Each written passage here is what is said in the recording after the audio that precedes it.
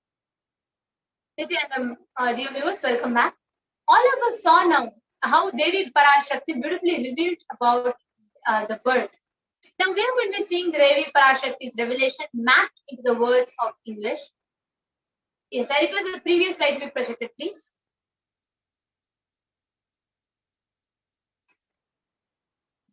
Devi revealed, listen, Andajam, Yonijam, Jalajam, Bijam. Like this in 4 types of births. In 84 million yonis. In all these births, the most greatest birth of them is human birth. The next slide.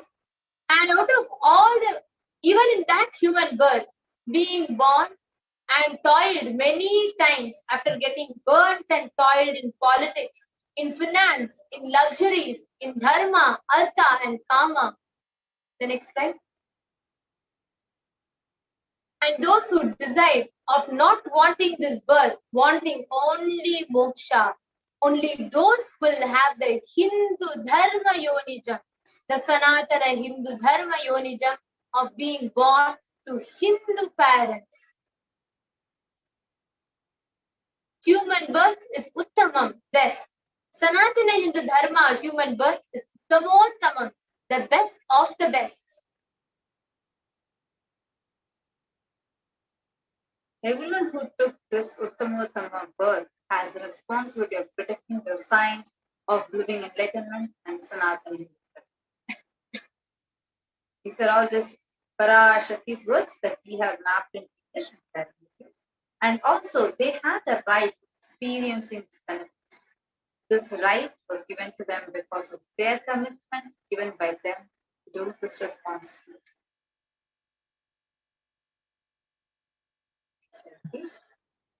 After coming to Bhuloka by getting mentally deluded, forgetting the dharma of protecting Sanatana dharma, Maya, she's taking away all their soul.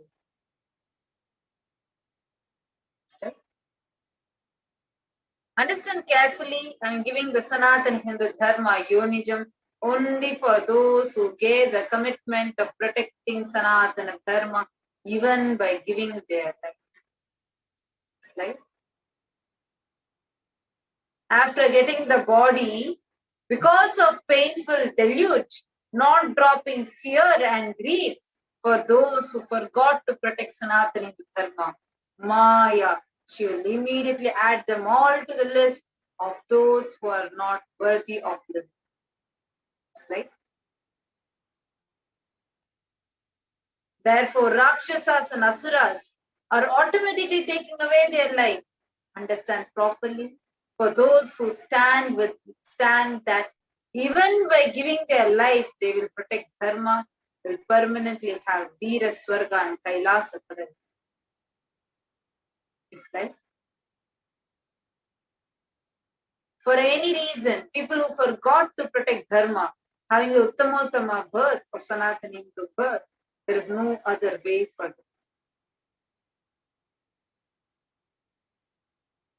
Sanatana Hindu dharma, human birth, is Uttamottama human birth.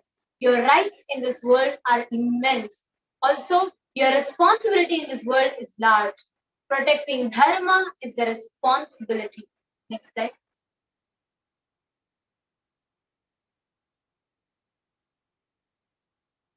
Those who do not protect dharma, they do not have the right to live. Understand properly, all those who took the Uttamottama birth, which is Sanatana Hindu dharma birth, all of you understand. Next slide. The first responsibility of your life is protecting dharma. If you protect dharma, dharma will protect you. If you forget to protect Hindu dharma, you lose the right of living.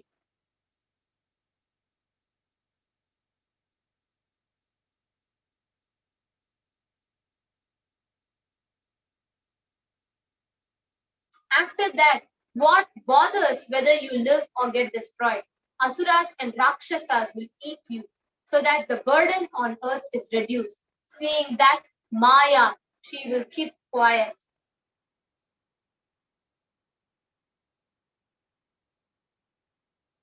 Now let us see what is the responsibility of Hindus. The Hindu nation, each and every one of us, this is Devi's revelation. Devi had revealed us.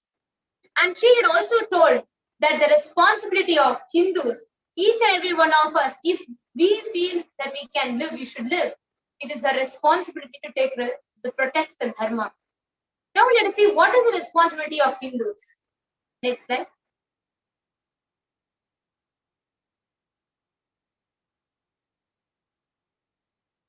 Hinduism represents the most ancient, yet progressive indigenous spiritual tradition. It is an open framework model of civilization which stands for global peace, vegetarianism, non-violence, yoga, worship of nature, temple-based living, manifesting spiritual powers and inherent divinity of every being. The next slide. The Hindu nations were the ecosystems where more and more enlightened beings could be produced, so that enlightened civilizations could be kept alive and its greatest gifts shared with the world.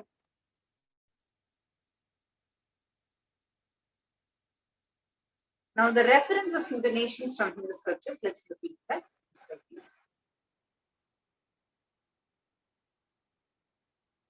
The Ramarajyam, in the nation ruled by Bhagavan Sri Rama himself. There were no widows to lament, nor there was any danger from wild animals, nor any fear born of diseases. The world was bereft of thieves and robberies. No one felt worthless, nor did old people perform obsequies concerning youngsters. Every creature felt pleased. Everyone was intent on virtue. Turning their eyes towards Rama alone, creatures did not kill one another.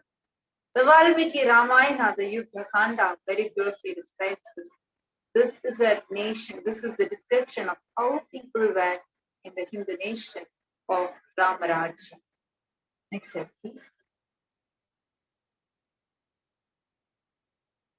People survived for thousands of years, with thousands of their progeny, all free of illness and grief. The trees were bearing flowers and fruits regularly, without any injury by pests and insects. The clouds were raining in time, and the wind was delightful to the touch. Every caste were performing their own duties. Satisfied with their own work and bereft of any grief, people were intent on virtue and lived without telling lies. All the people were endowed with excellent characteristics. All were engaged in virtue. The next slide.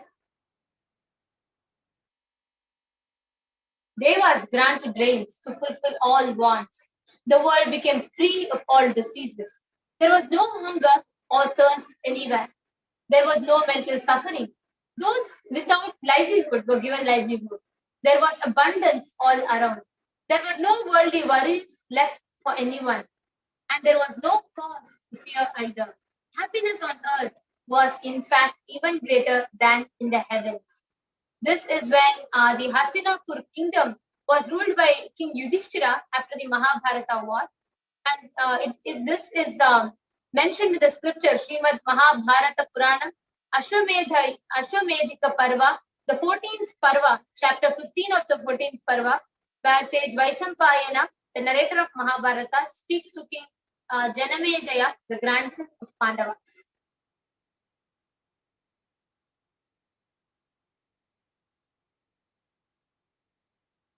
Now let us see what are the contributions of Hindu nations.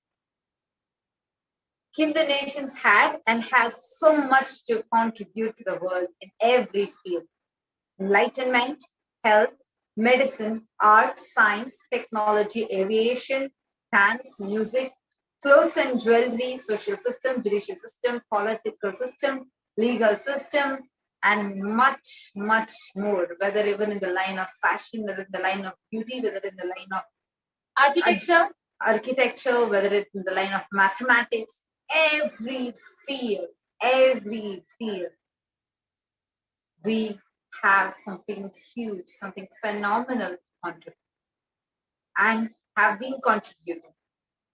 Now, how were Hindu nations destroyed? If they were this prosperous, they were contributing so much. Now, how were they destroyed? Next slide, please. The destruction of Hindu civilization, the Islamic invasions, which happened from 800 to 1700 AD. All of you can see the And photo this was that the all of you physical see. destruction of Hinduism. The photograph that all of you are seeing shows how the Mughal soldiers, the Islamic soldiers, barbarically are carrying the heads of Hindu priests, and all the Hindu men, their heads were cut, they were beheaded, and their heads were stuck to the spear, and they were holding that and going on a parade to threaten all the Hindus and to convert all of them into Islamic religion. And also it was a very brutal, barbaric way the invasion happened. Next slide, please. Here we can see actually the whole Islamic invasion was physical. The destruction was terrifying. In fact, in Will Durant, in one of his books in 1935, he quotes that the Muhammadan invasion in India was one of the bloodiest in the history. Such was a physical destruction that were caused, where Hindu mothers were made to wear the garland of the dead bodies of their own children. Hindu women were forced to wear garlands made of their bodies of the children. Understand? Their husbands were beheaded, thrown into fire, alive. When they are alive, they were put into boiling oil and boiled.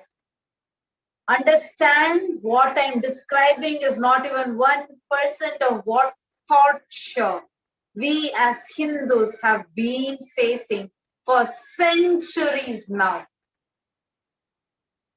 You all can see, this is just a sample image that you're able to see, just a small painting which describes, which just shows how the children, the small young children were cut into pieces by the Islamic invaders and made into a garland and put on the mothers who were widowed by the same barbaric invaders, the Islamic invaders.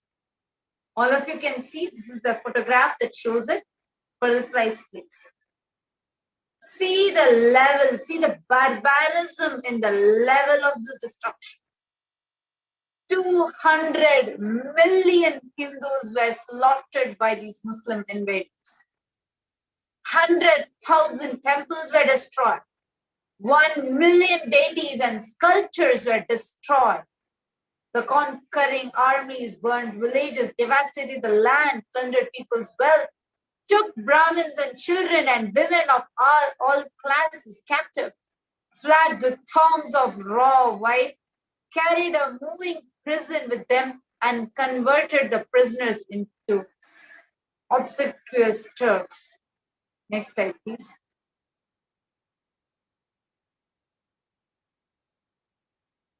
The next was the British occupation. What was once a prosperous, rich nation, which was filled with gold and pearls everywhere and prosperous. It was so prosperous and was thriving as the most richest economy. Actually, here one should note, just before we enter, we also saw how in the Mughal invasion, it was more of physical destruction. During the British invasion, the colonization by the British, it was economic and psychological destruction of the Hindu civilization. We all can see here how, again, quoting Will Durant, here he says how he saw that great people were starving to death before his eyes. And he says, I'm convinced that this exhaustion and starvation are due not at their beneficiaries' claim to overpopulation and superstition, but the most criminal exploitation of one nation by another in all recorded history. This is quoting Will Durant, again in his 1930 article. Next we can slide, go to the please. next slide.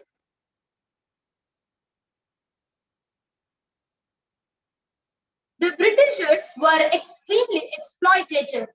They colonized the whole of India, not just physically. They were more interested in enslaving each and every one of us, in taking an India, turning the Hindu nation that was into a slave, the land of slavery, where we were just trained to become mere clerks. Indians and the Hindus then, in the then India, where it was Hindu nation, we saw how due to the British colonization, so much of psychological destruction had happened.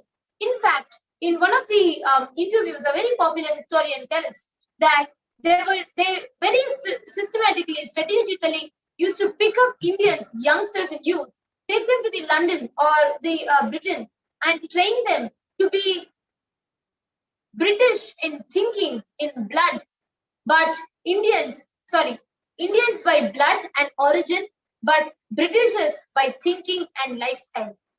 Thus was the seed sown, the poison sown, where in the name of modernization, detribalization, and destruction of the culture had happened.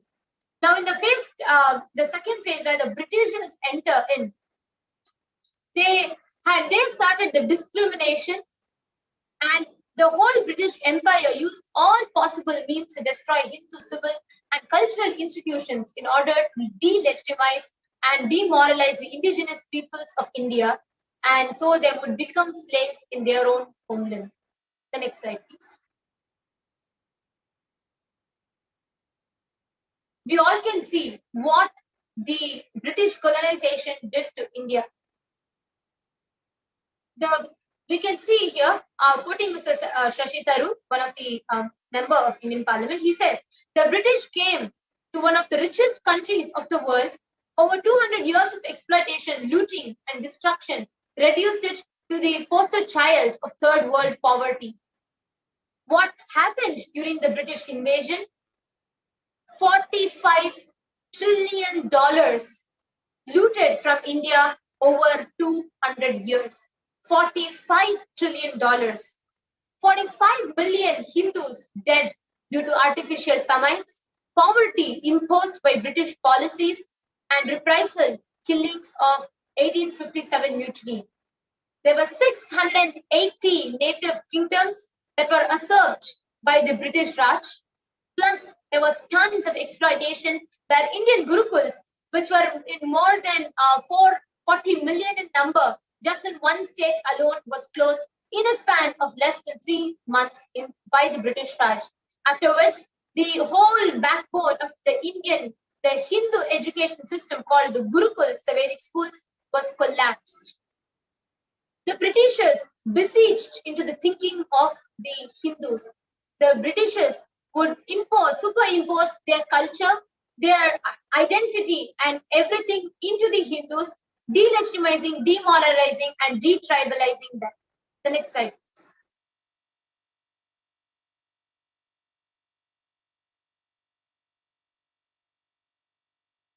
The next was the secular India, where they brought in the term of secularism.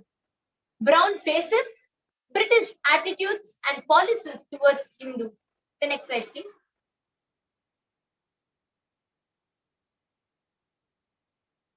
We all can see, quoting Dr. B.R. Ambedkar, he had said, if Hindu Raj also becomes a fact, it will no doubt be the greatest calamity for this country. No matter what the Hindus say, Hinduism is a menace to the liberty, equality, and fraternity. This is Dr. B.R. Ambedkar, India's first law minister and principal architect of the Indian Constitution. And he's also played a very important role in the Pakistan or the partition of India. He has very clearly said it is incompatible with democracy. Hindu Raj must be prevented at any cost. So please understand, the secular India was planned by these terms only. Next slide, please.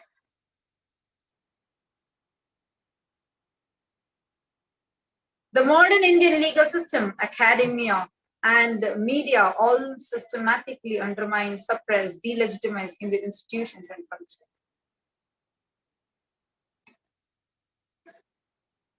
Next slide, please.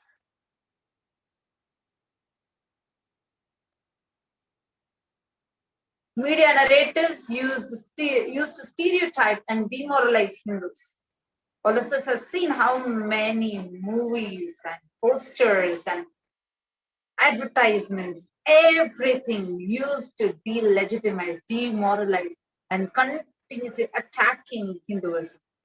Bollywood and other mainstream media outlets continuously portray Hindu gods and gurus as cartoonish, dishonest, corrupt, sex friends in a manner similar to the British imperial propaganda. Media narratives are used to shape human consciousness and further political agendas. Racist British colonial stereotypes portraying Hindus as superstitious, backward, dishonest, and corrupt are perpetuated by their brown British successors in the modern India. Unabated. Understand, we have seen this, seeing this every time, continuously seeing this. Even now, so many Westerners who have no introduction to Hinduism other than the media, what they're seeing, many are terrorized even if they hear the word Hinduism, because many believe Hindus do black magic. It's so sad, it's so devastating and extremely atrocious to see how this media's propaganda, and that is why even now it is these mass atrocity material generation and atrocious propaganda by this media, which is continuously delegitimizing Hindus and abusing Hindu gurus and planting the seeds of poison again and hatred against the Hindu gurus, which is causing the destruction of Hinduism. Next slide, please.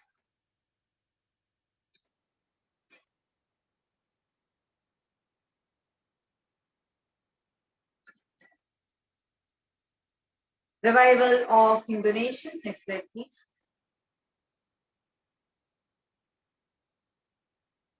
During the time of Mahabharata, we, the Hindus, had 56 deshas, countries, 200 states, 1,700 samasthanas, provinces, and 10,000 sampradayas, traditions. In all 56, we Hindus are persecuted. Now we have lost all the 56 nations. The last one to fall was Nepal. Swamiji says, I am the collective voice of all the persecuted Hindus. I will revive and rebuild a Hindu nation, built on Vedagamic principles as a refuge for all practicing and aspiring Hindus, a safe haven for all persecuted Hindus. The Supreme Pontiff of Hinduism, Jagadguru Mahasannidhanam, His Divine Holiness Bhagavan Nithyananda Paramashivam quoted us. Next slide, please. The revival of Kailasa, the Hindu nation, is for reviving this whole life of enlightened civilizational nation and all great things it has to offer to the world. Bringing legitimacy to all the offerings Sanatana Hindu Dharma and sharing it with the world is a purpose of Kailasa, the Hindu nation. Next slide. Kailasa is revival of the cosmic constitution. Kailasa is the model nation of how enlightened civilization should be living and administered. Politics, judiciary, education, economy, everything will be revived as how Paramashiva revealed in the Vedagamic Sanatana Hindu Dharma scriptures. Slide, please.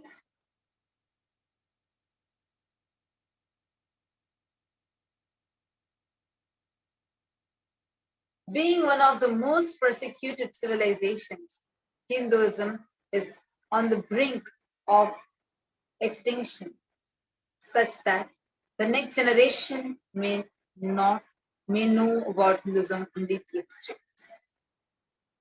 What can we do to stand up for Hindu civilization and all that it has to offer to the world? Next slide, please. Today, Hinduism is a political orphan. The preservation and restoration of Hinduism's spiritual and cultural heritage is impossible without a political identity. What is a step that we Hindus can take to save Hinduism? All those who are born in the Hindu Yonism, what can we do to save Hinduism? The next slide. We can reclaim our Hindu identity. Reclaim your Hindu identity. Next slide. Hinduism is responsible for our successful life. If you're healthy, happy, wealthy, respectable, rich, have a stable family, successful, and have the best mental health, Hinduism is responsible. Hindu identity is responsible. Hindu scriptures are responsible. It is the Hindu scriptures which give us the best mental setup.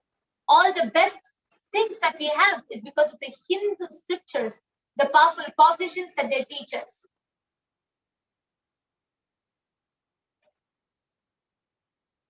Hindus are the richest and most successful ethnic community in the world. Hindu scriptures, Hindu lifestyle, our enlightened masters are responsible for this. The Hindu thought currents are responsible for this. We can see, quoting one of the articles from Hindustan Times, Hindus' most educated religious group in the US, says the new report. This is from as recent as, yes, the next slide, please.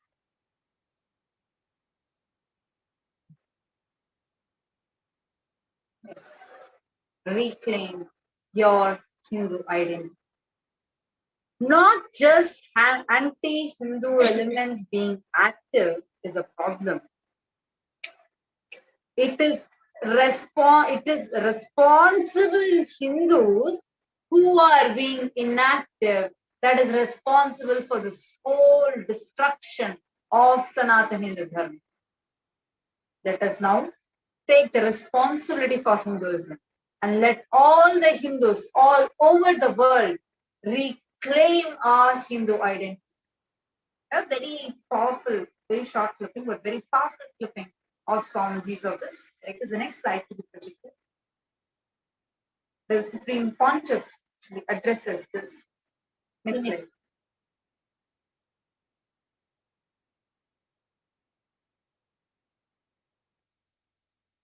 According to the WHO, globally, more than 284 million people of all ages suffer from depression.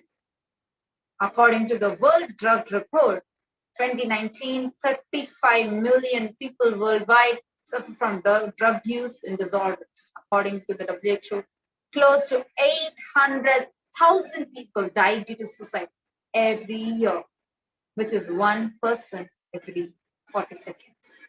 That is, by the time we finish the statement already, one person is dead. Worldwide, more than 70 billion land animals are killed for food every year. It is the responsibility of Hindus to revive this enlightened civilization. Again and again, give all the gifts of the enlightened civilization to humanity. It is only by the revival of Hinduism all these problems are going to be having a full stop. Revival of the enlightened civilization, the Kailasa, the Hindu nation, is the survival need for humanity. Next slide, please.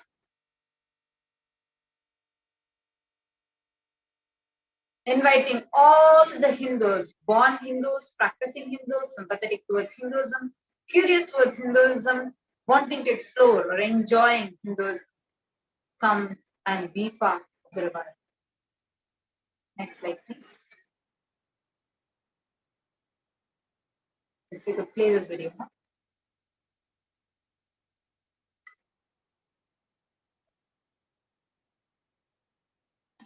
Contribution. Hinduism, Veda Agamas have great things to contribute to the world.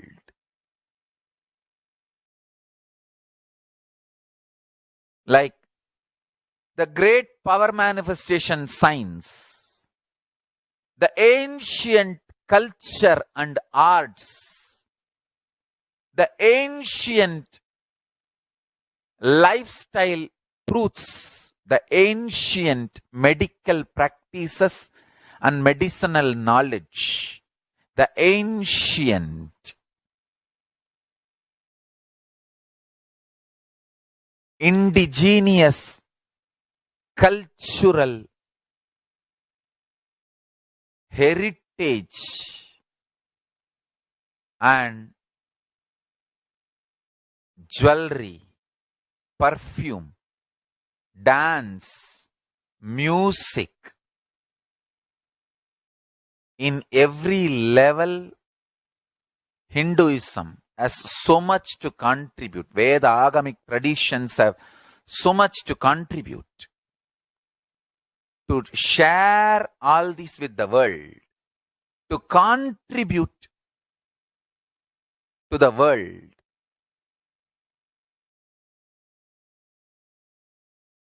Hindus need to tell the world what they are contributing in every level. The brand of Hinduism itself is enriching and empowering and enlightening. Hinduism is all about enlightening the world. Empowering, enlightening, enriching the world. Contributing.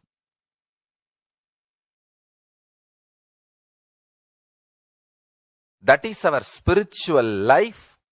That is our spiritual strength. That is our spiritual core principle. O humanity, I request you with folded hands, some one corner of the world, if you just give me few hundred acres, I will keep this whole science alive.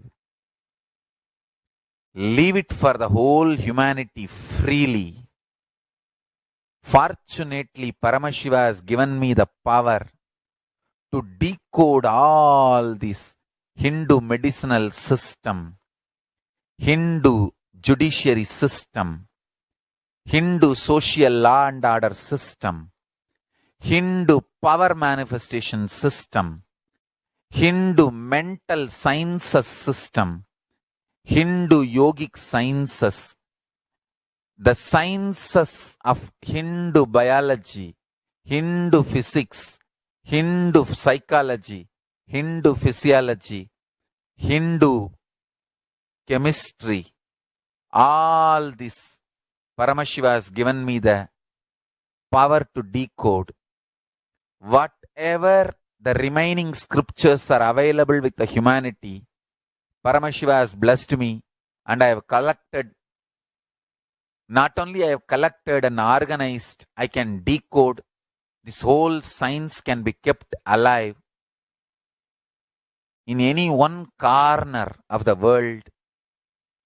Just few hundred acres are given for me to live peacefully and exist peacefully. I can store this whole thing alive and contribute it to humanity. Humanity can become better and better and better.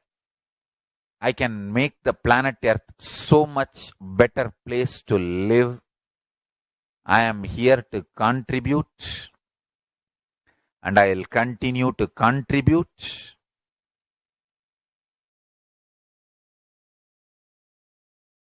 As long as I am allowed to live, I will contribute. I have collected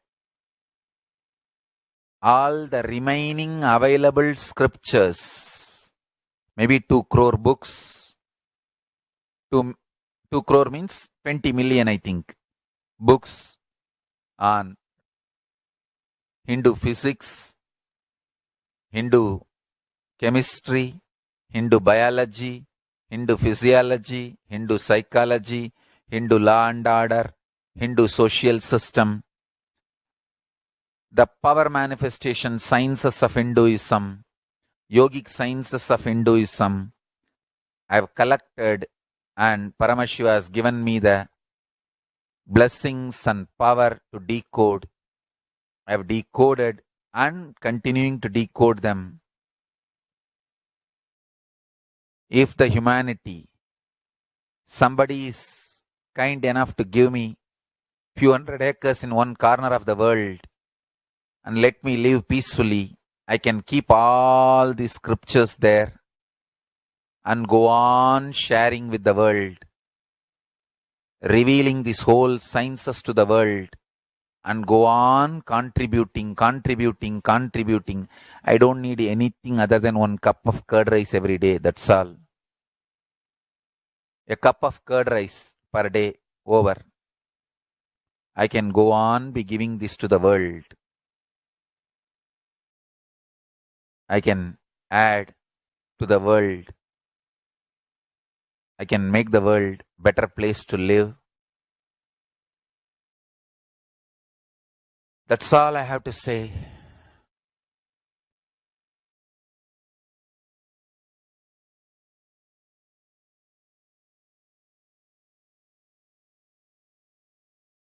Thousands of medicines are described detail in ancient Siddha and Ayurvedic scriptures.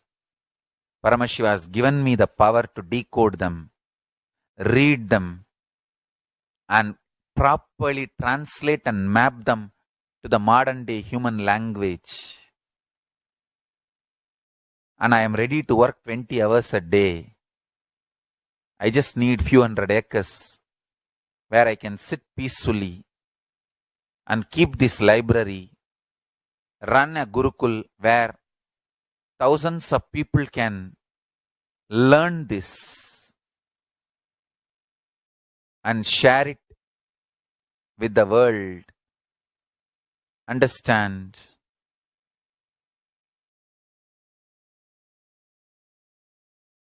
I am only interested in contributing.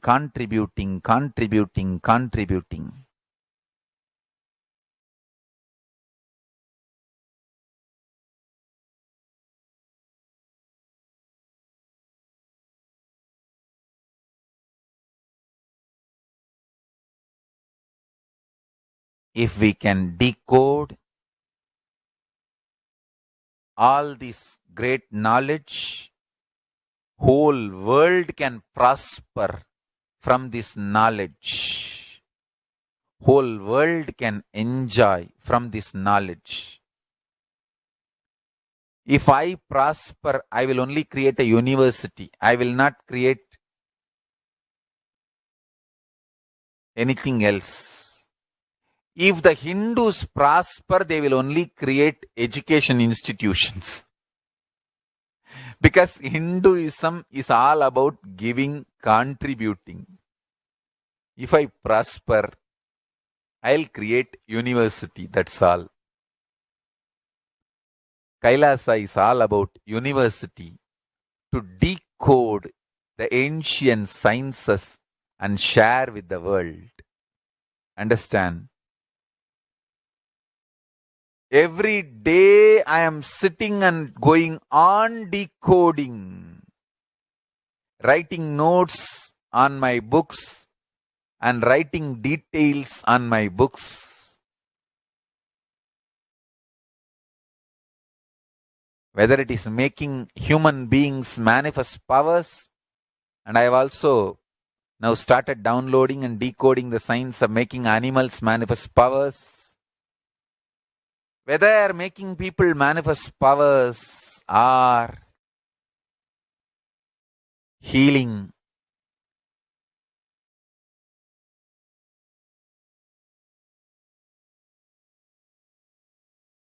in every level, life is all about contribution.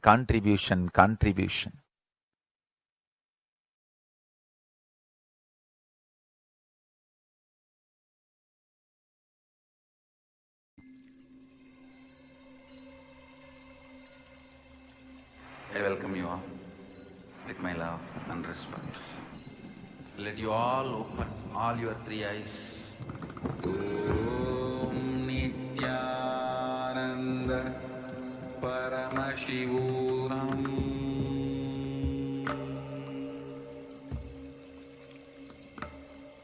Om Nithyananda Paramashivoham.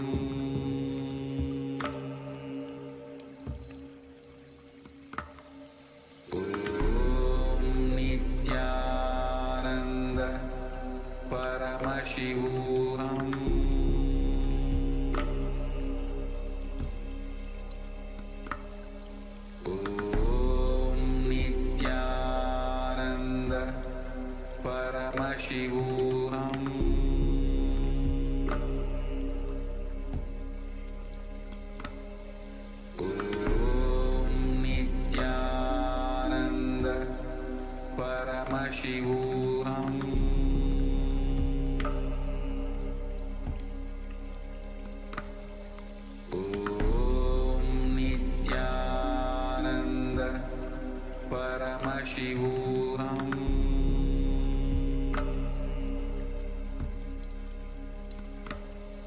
Om Nithyananda Paramashivoham.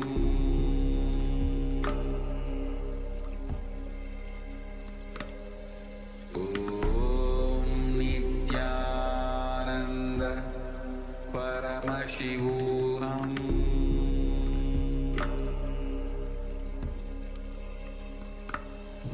Om Nithyananda Paramashivoham.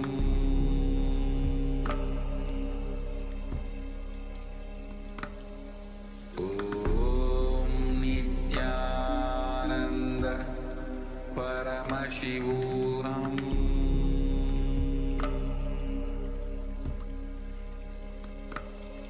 Om Nithyananda Paramashivoham.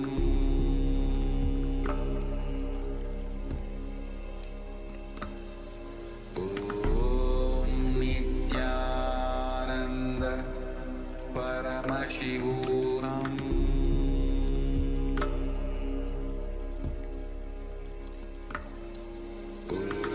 Om Nithyananda Paramashivoham. Om Nithyananda Paramashivoham.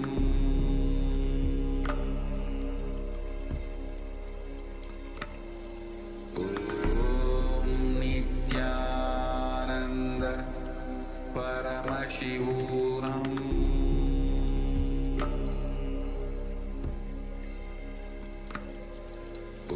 Om Nithyananda Paramashivoham.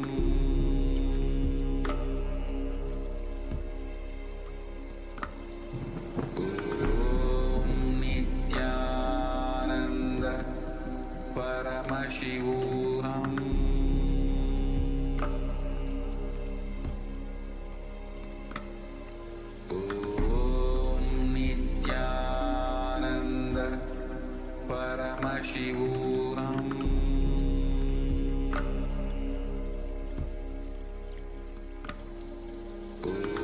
Om Nithyananda Paramashivoham.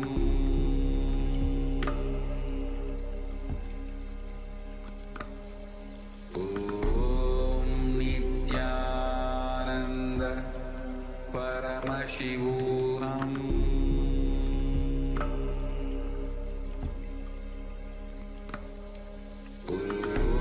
Om Nithyananda Paramashivoham.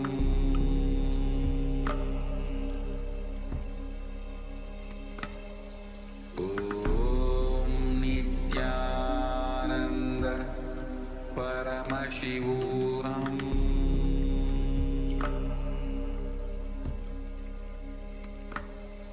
Om Nithyananda Paramashivoham.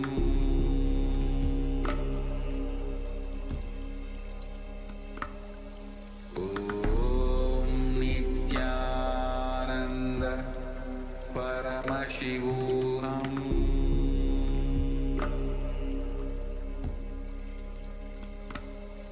Om Nithyananda Paramashivoham.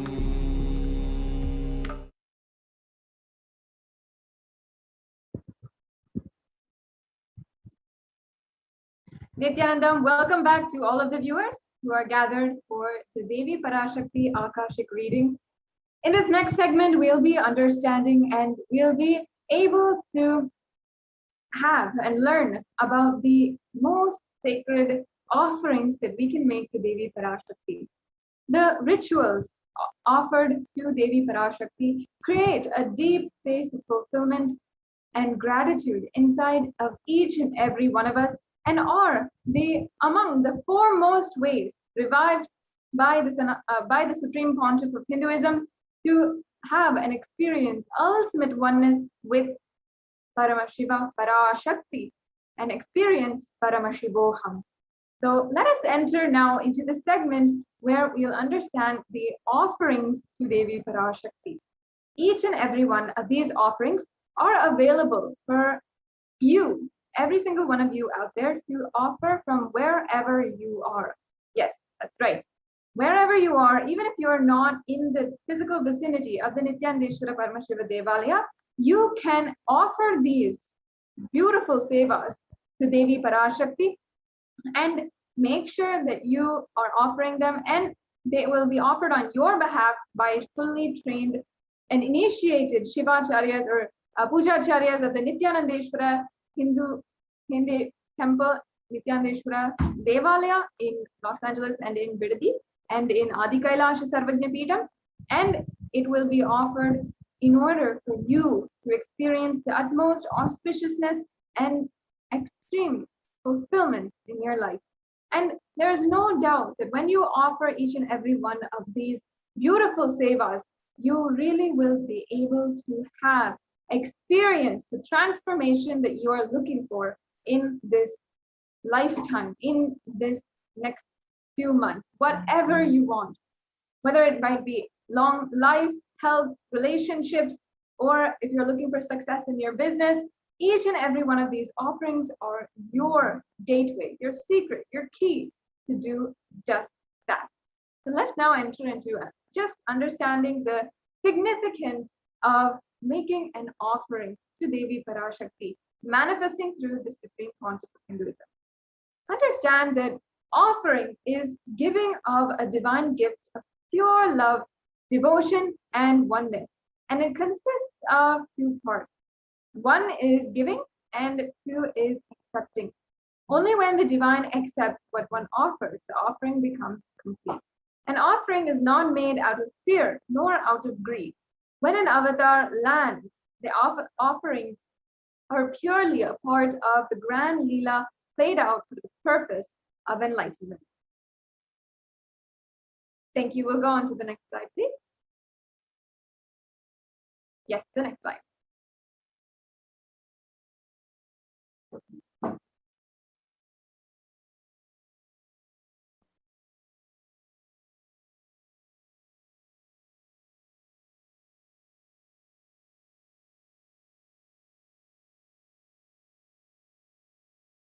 Yeah, we can go on to the next slide.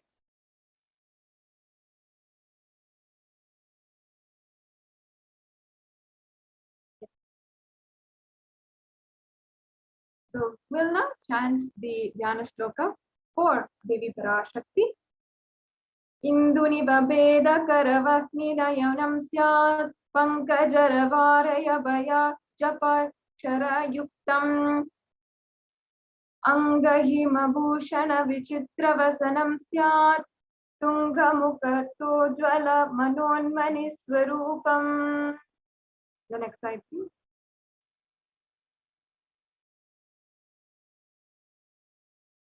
And now we'll chant the English translation. Moonlight face holding the Vedas or the book in the hand and fire in eyes, with lotus flower gracing and blessing hands, and one hand holding the Japamala, beautiful decorated with jewel ornaments in wonderful clothes and shining bright crown. Her name is Manonmani.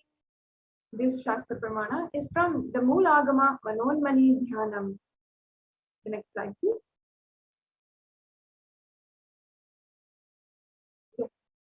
The next Dhyana Shloka.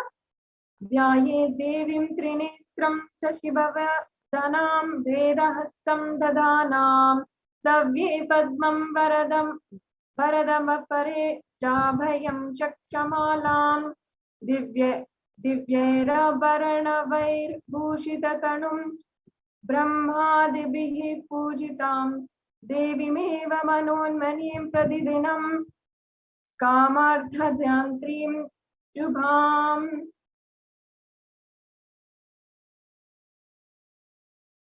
I meditate on Devi with 3 eyes glowing like the moon, and hold Vedas, lotus and gracing and blessing and gracing hands. She is wearing beautiful ornaments. She is worshipped by Brahma and many other gods, and showers auspicious boons for all actions every day. Once again, this is from the Moolagama Manonmani Dhyanam.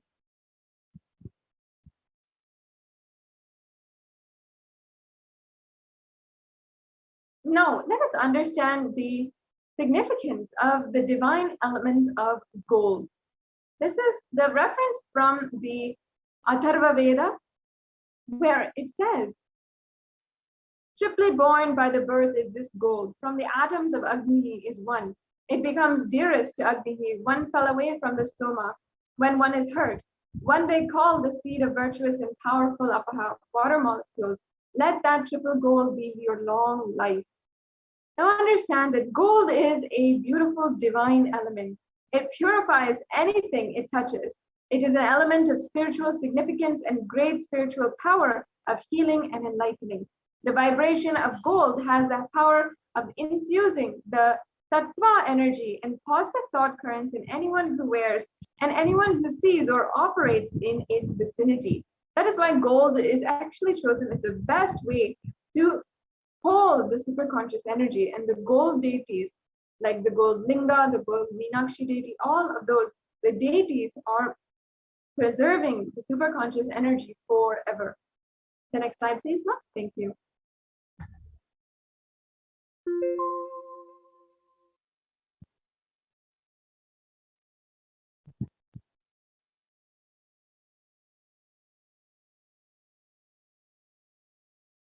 Yes, so gold is present in all of the Vedic scriptures, including the Agamas, the Vedas, the Shrutis, Smritis, Itihasas, and Puranas.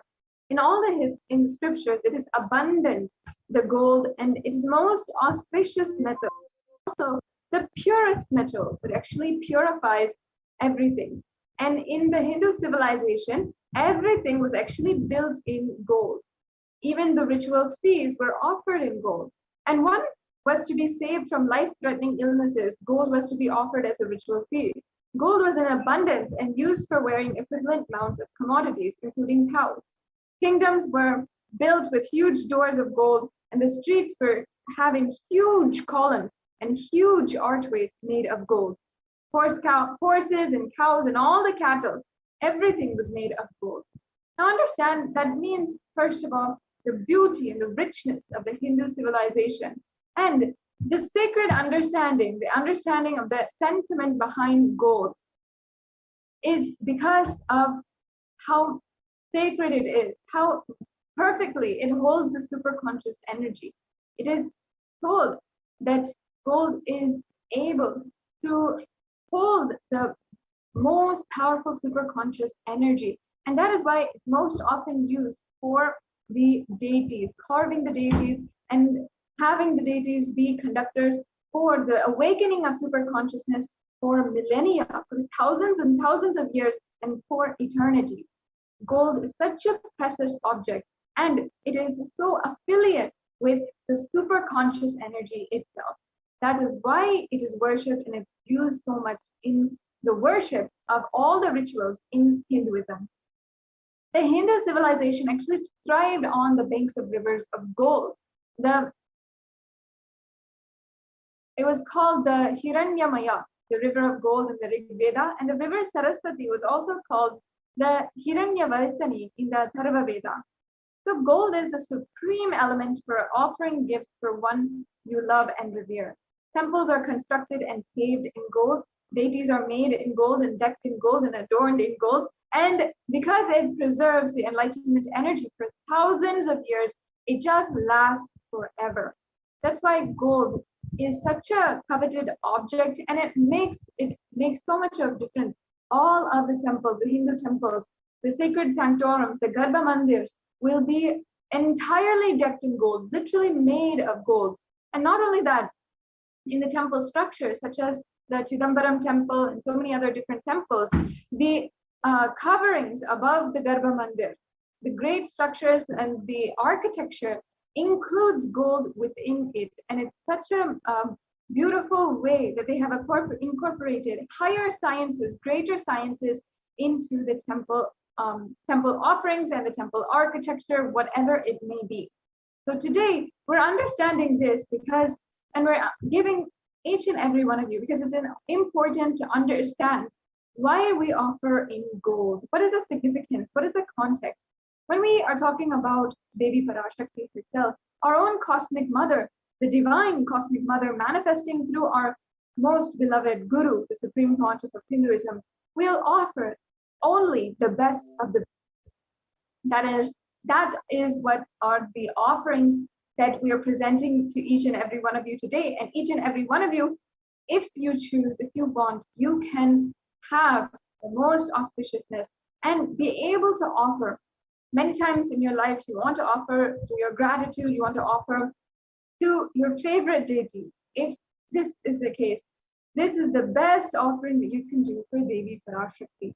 So now let us enter into understanding each and every one of the offerings that are available for you to do and offer today during this program. You can offer these to Devi Parashakti. The first is the E-Hundi offering. We'll now be chanting the Pramana for the E-Hundi offering.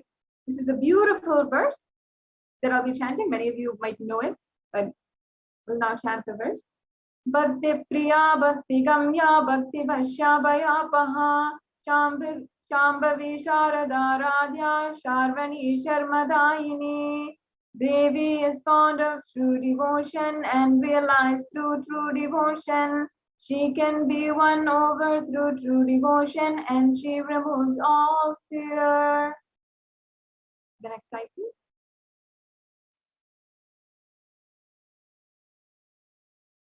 Yes. Oh, can we go back to the previous slide?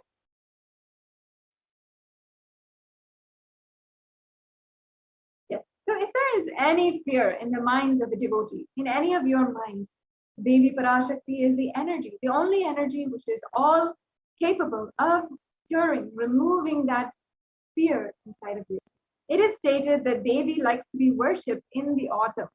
Here, it is meant that autumn of our lives, when we turn more and more inward, autumn being right before winter, right before when we have any kind of adversity in our lives, or we're facing the winter of our lives, there is an autumn when slowly things are starting to slow down for you.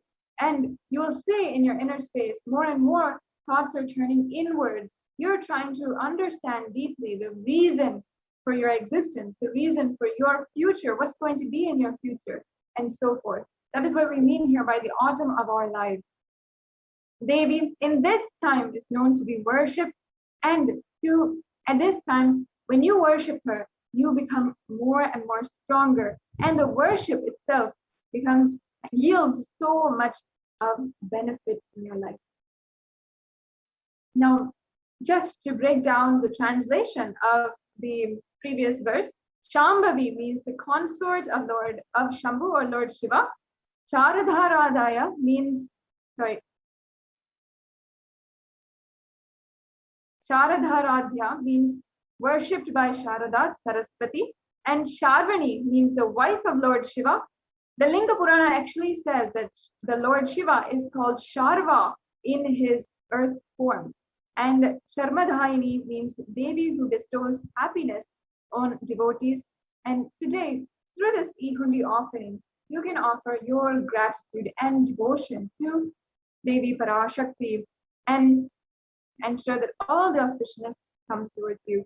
Now, if you're interested in any of these offerings, you can go to tiny.cc/Devi-offerings. And if you're interested in learning more as well, or even if you're not ready yet and you just like to learn more or have some help in manifesting any of these offerings, you'll be able to find more information, and we'll definitely be able to give you more information. So stay tuned to understand that.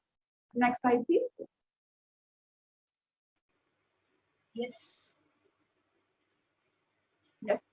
So now we'll be chanting, or now we'll be understanding the Sankalpa chanting. which is one of the offerings that you can make to Devi Parashakti. Yes, now we'll be moving on to the next offering of Sankalpa chanting.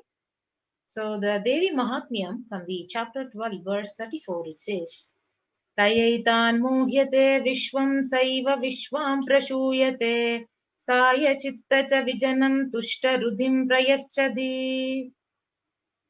Yes, and the English translation now the chanting. The goddess enchants this universe and she herself gives birth to this universe. That goddess, being prayed without interest in anything, gives that knowledge that leads to salvation and gives wealth in the materialistic sense. Yes, you can offer the Sankalpa chanting, the conscious resolution, and receive Parashakti's blessings for whatever you want to manifest in your life, whatever wish you're yearning to manifest. You can actually offer the Sankalpa chanting. It is as less as $1 only. So you can offer it to Parashakti, and your name should be chanted when the puja is offered to Devi Parashakti. So you can go ahead to the link tiny.cc/Devi-offerings and offer the Sankalpa chanting to Devi Parashakti. Yes, now we can go on to the next slide.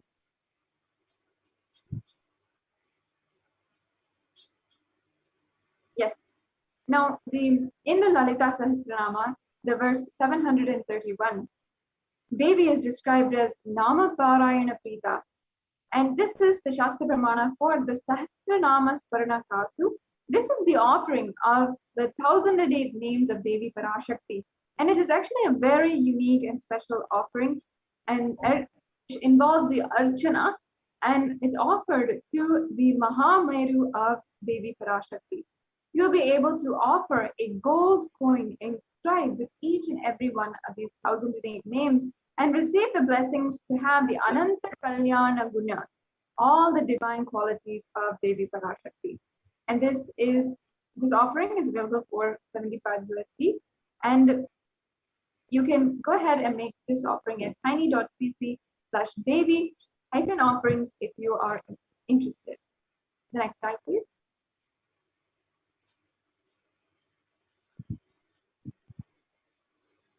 So the next offering is the offering of Mukta Anguti, the finger ring with a pearl.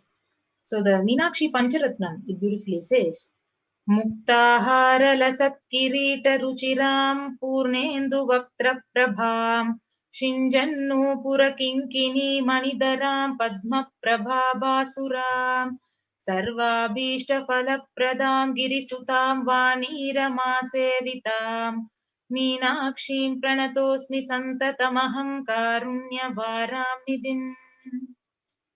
And the English translation, I bow down to the goddess Meenakshi, whose crown has garlands of pearls and a face shining like the full moon, who wears anklets that are studded with gemstones and small bells, who's shining like the splendor of a lotus, who grants all the wishes, the daughter of the mountain, who is worshipped by goddess Vani and Rama. I remain ever bowing to the goddess Meenakshi, the ocean of compassion. Yes. So I can offer this finger ring with a pearl, the Mukta Anguti, to Devi Parashakti and receive her blessings to be showered by her compassion and all the pure love of Devi Parashakti, especially to manifest your business endeavors.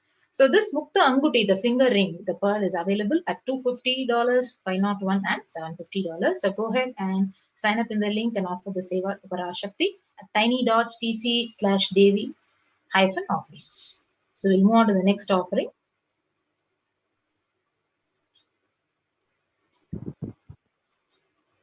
Yes. So the next offering is offering of Swarna Padma Pushpam, the golden lotus. So the Kamikagama beautifully says, Ashtavidhyeshwaropeta Kumbhavarna Samyutam Sarvesha Sutra Vastradhya Hema Pankaja Bhushitaha Shapidhana Shukarascha Pakvabitha Phalo Prabha Snapadhyaya Samsiddha Pramanena Samandita. and the English translation of the verse, All the Kailasa should be wound around with suitable thread and covered with the new cloth. They should be adorned with the lotus flower made of gold. This is from the Kamikagama. The next slide, please. Yes. So there are hundreds of spiritual or scriptural references for using the lotus in worship of Paramashiva. And almost everything in the worship of the ultimate involves the consecration of deities and the worship or meditation on the deities. So usually the lotus is used with every part of it offered to the divine, including the lotus flower, the leaves, the pericarp, and even the petals. So the lotus flower is actually considered a divine flower. And Shakti of Paramashiva is also called a lotus. And Paramashiva Linga also is sitting inside of a lotus. As well, the disciple of Paramashiva is also considered to be a lotus, which is about to bloom. You can offer the gold lotus and manifest any kind of auspiciousness in your life and go through with so much of courage and strength any kind of adverse situation in life. If you're interested in this offering, it is 600 USD, and you'll be able to make it at the link provided, tiny.cc/Devi-offering. So we'll move to the next offering. The next offering is the Swarna Matti, the golden touring. So the scriptural reference beautifully says, Nakadiditi sanchanna namajjana tamo guna padadvaya prabhajala parakrita saroruha. And the English translation, you whose brightness from toenails destroy the darkness of ignorance from the minds of your devotees who prostrate at your feet, you whose brightness from your 2 feet overpowers that of the lotus flower. The next slide, please, ma'am. Yes, so you can offer the toe ring to Devi Parashakti, adorning her sacred feet to be in constant gratitude for receiving the blessings even in the most difficult parts of your life. This Swarnamati offering, the gold toe ring offering, is 750 USD. And again, if you'd like to make these offerings, then go to tiny.cc/Devi-offerings. And if you're just interested, perhaps we just sparked your interest, but you're not yet sure if you can make these offerings, stay tuned and we'll give you more information in order so that you can manifest these offerings in your life. The next slide, please.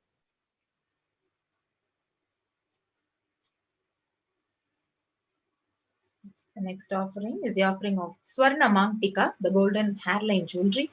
So Sudha Sarabi Varshini means she who makes the nectar flow in all our nerves from the Sahasrara, that is, she who gives the very pleasant experience of the ultimate. So the Mangtika, it represents the nectar flowing from the Sahasrara chakra, which is fully opened. So you can offer the Swarna Mangtika, the golden hairline jewelry, to Devi Parashakti and receive all the auspiciousness and blessings of Parashakti. So the Swarna Mangtika is available at $750. Yes.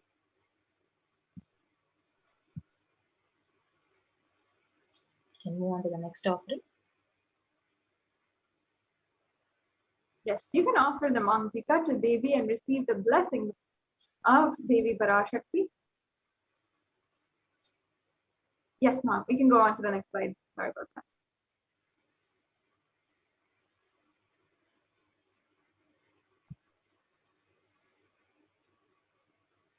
Yes. The next offering is a beautiful offering of you literally will enjoy the breathing space of the Supreme Pontiff of Hinduism in the form of Parashakti.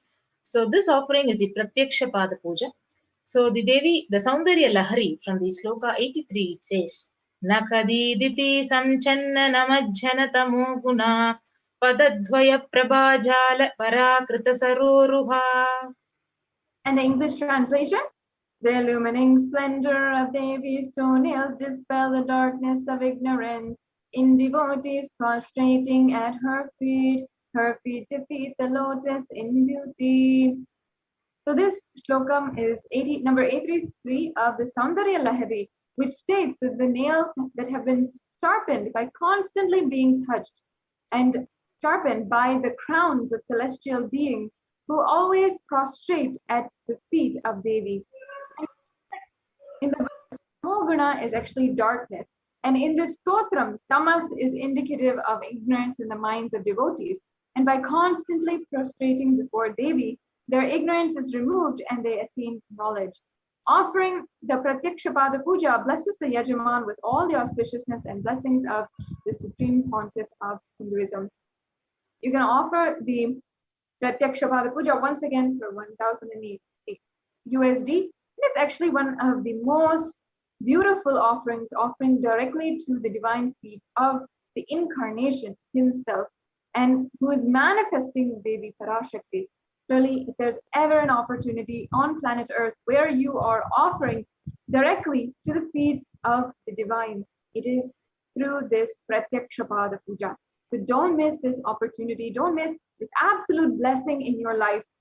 And you can offer today, you can offer for Guru Purnima coming up on July 24th, and you'll be able to experience ultimate oneness with Paramashiva and anything that you want in your life that you want to manifest. The next slide, please.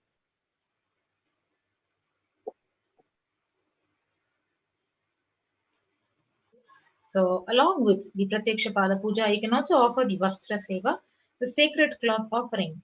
And you can receive Parashakti's blessings and the blessings of the Supreme Pontiff of Hinduism to manifest whatever you want to create as a reality in your life. So this Seva can also be offered in the upcoming Guru Purnima to the Supreme Pontiff of Hinduism.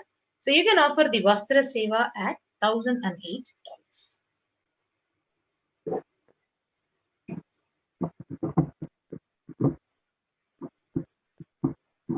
Yes, so now we have a summary of all of the offerings which you can offer today. The Ihundi offering, Sankalpa chanting, Devi Sahasranama Kastu, the Mukta Anguti, the Swarna Padma Pushpa, Swarna Metti, the Swarna Mangtika, the hairline jewelry, and then of course the Pratyakshapada Puja and the Vastra Seva.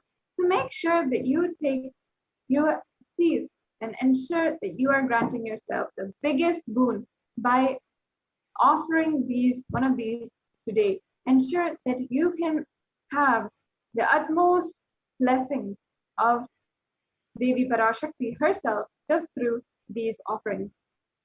The next slide, please.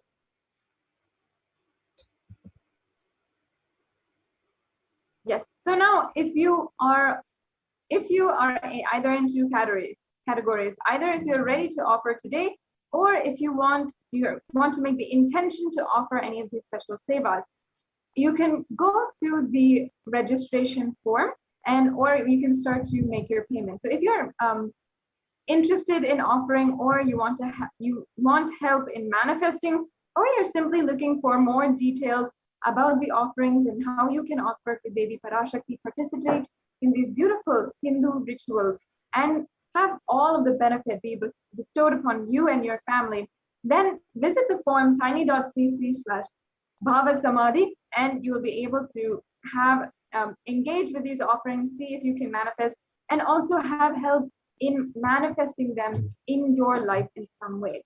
Perhaps you are thinking that, oh, maybe I want to make this offering, but it's way too much money for me, or right now I'm not in that space. Don't worry, we are here ensuring that you can manifest this in your life. No matter what, don't give up, don't lose the opportunity, the blessing of having the divine presence and grace of Devi Parashakti in your life. So if you're interested and you're listening, go to tiny.cc/BHAVASAMADHI and ensure that you start the process of manifesting today.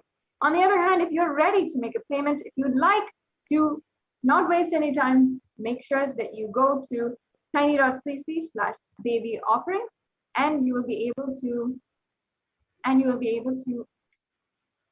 follow the steps now to make a payment. And also make sure that after you do that, you can go to after you do that, you will make sure that you fill out the tiny bit.cc/sankalpa21 form, 2021 form, and all of your details, your ritualistic details about your background are filled up. So, yes, I request the volunteer to stop sharing. Thank you so much, Mom.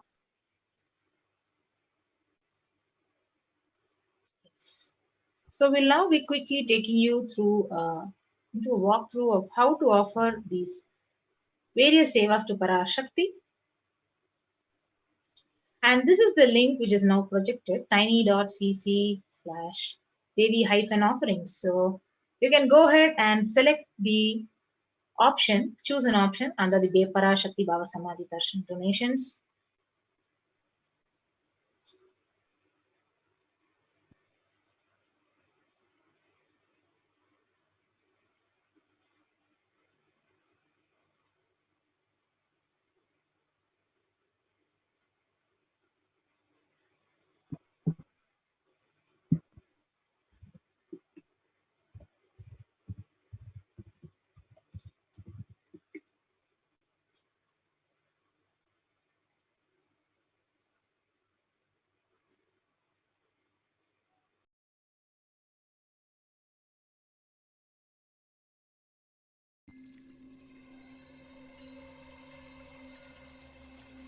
I welcome you all with my love and respects.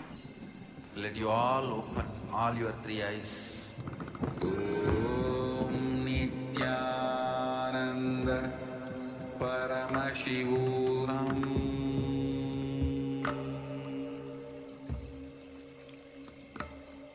Om Nithyananda Paramashivoham.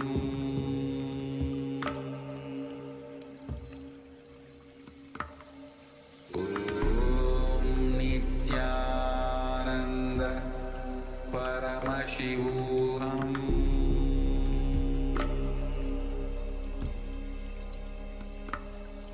Om Nithyananda Paramashivoham.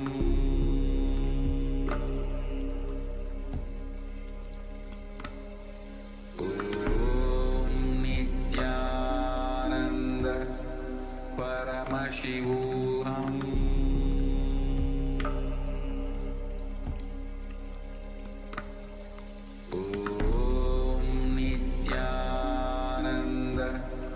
Paramashivoham.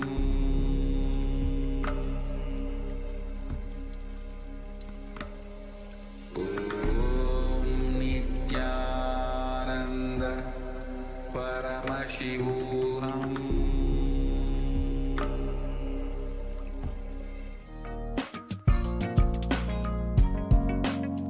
We get you health.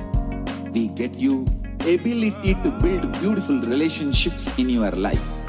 We get you direct spiritual support, and we make sure you become wealthy.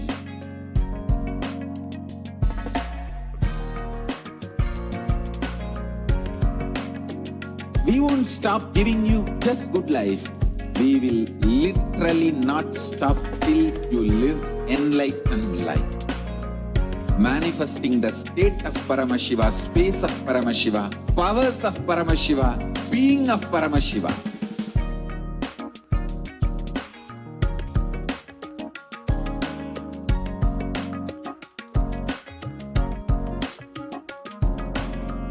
Whole world should become Kailasians. I want the whole world to know Hindus have something great to contribute to the world.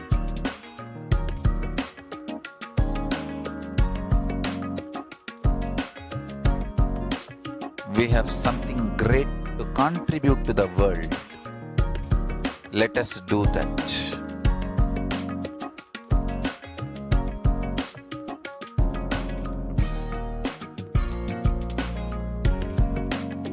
Kailasa is proper customized spiritual service helping you to identify your root patterns of suffering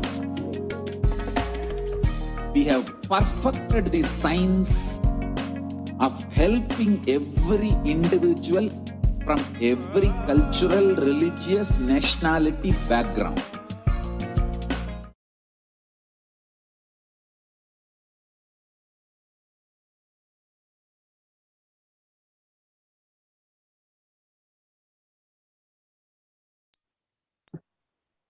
Nithyanandam, welcome back to all the viewers as we continue the program. We're now entering into continued segments on presenting to each and every one of you the persecution of the Supreme Pontiff of Hinduism and the women of Kailasa, the indigenous women of Kailasa, and as well as the children, the marginalized individuals, and so many other identities. Over the last few days, I hope you all understand, I hope you all have already seen the UN report and the recognition that the UN has given each and every one of us on the ONHCR website for the persecution of the Supreme Pontiff of Hinduism and the indigenous women. The UN has actually recognized, finally, after a decade-long persecution, the persecution of the Supreme Pontiff of Hinduism, and it's available for each and every one of you to see and share on the ONHCR website. You will be able to see the details of the report that is now officially legitimate, recognized as happened by the United Nations, one of the foremost leading peacekeeping international organizations on planet Earth since 1945. And the UN, of course, has seen, recognized, and intervened in genocides and holocausts and has helped and ensured to maintain the peace of the world. Now, for the Kailasa and the brutal attacks against the Supreme Pontiff of Hinduism, now finally the UN, the United Nations, has recognized the persecution that is ongoing. I invite each and every one of the viewers, if you have not already, make sure that you are sharing this link with all of your friends. If you are a practicing Hindu, if you are a sympathizing Hindu, if you are just curious and scrolling in on this, I encourage you, actually, truly encourage each and every one of you, share this link that is provided in the scroll below for understanding the persecution against the Supreme Pontiff of Hinduism and ensuring that right now we are telling the world the truth. Finally, after so long, our voice is being heard. We should not let this moment go to waste. Over the last few days, we've been just doing that, ensuring that we are presenting more and more to each and every one of you the heartfelt sharing of victims of the persecution. Presenting on one side the victims who have been thrown out on the streets, been raped, brutally assaulted, and also sharing our pain, devastation of seeing the Supreme Pontiff of Hinduism undergo so much of attack just to protect each and every one of us, just to provide a lifestyle, a Hindu lifestyle for each and every one of us that we were brought up, that we were born into, that we want to empower ourselves and live by beautifully, just for us to live this peaceful, loving, beautiful lifestyle. The Supreme Pontiff of Hinduism went through so much.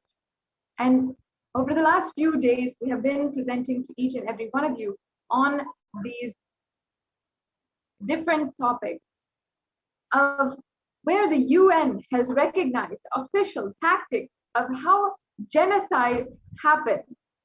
Over the last 60 years of its existence, the United Nations has dug into, made several analyses and research on the persecutions that happened, the genocides that happened, the crimes against humanity that happened. And they've come up with generalized tactics, how the attack happened. And here on this platform, we're presenting to each and every one of you how each and every one of these tactics recognized by the UN are actually employed to destroy the revival of Kailasa, victimize so many indigenous women such as myself and all of those who are joining me in the panel today, and also persecute, eliminate, and assassinate the Supreme Pontiff of Hinduism, effectively eradicating the last hope for Hinduism from the world itself. Today, we're continuing on in this segment the topic that we have been understanding and analyzing for the last couple of segments on displacement.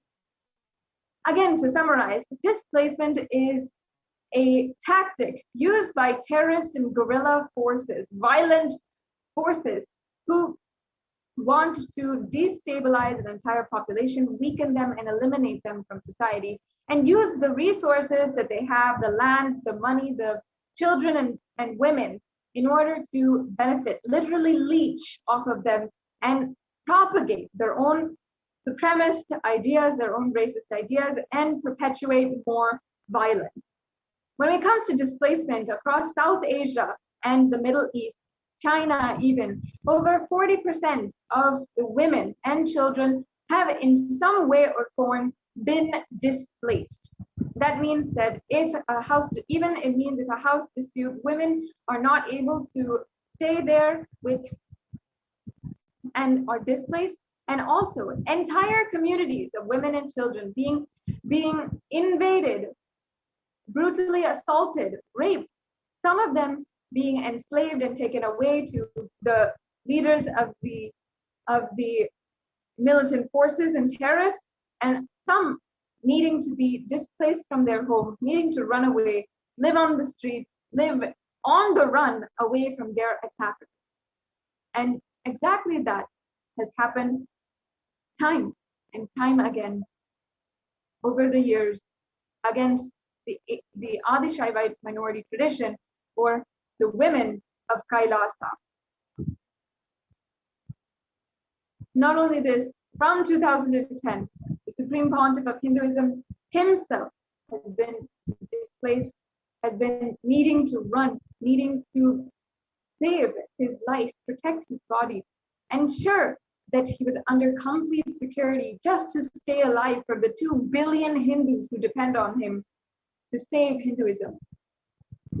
And today, we are going to present to you, over the last few days actually, we've been presenting the different attacks that happened in 2010, where women of Kailasa, the sannyasis who dedicated their life in service of the whole humanity, had been put out on the streets, some of them having been raped and assaulted, some of them witnessing their sisters being absolutely dehumanized in front of them, and some needing to run immediately, go into hiding, needing to go home to home, begging for some shelter, for some food. Today, now in this next segment, we'll be understanding one of the most brutal attacks that have happened against one of the Kailasas that the Supreme Pontiff of Hinduism established in Trishulam, Chennai. Myself and 2 senior sannyasis, Ma Nitya Bhaktikananda Swami and Ma Nitya Atma Priyananda Swami, will be joining me today in sharing with each and every one of you about the attacks that happened in Trishulam, understanding, first of all, why they happened, and we'd like to share with you the honest truth, the raw truth of the details of what we saw and what we experienced in those dreadful, atrocious moments of our life. Now, in just a few minutes, they'll be joining me on the panel, and we'd like to share with each and every one of you about how what we have been through, how it happened, and the details of the attack which happened in 2017. Stay tuned and please hear us and our stories about this ongoing persecution against the Supreme Pontiff of Hinduism and all of us women of Kailasa.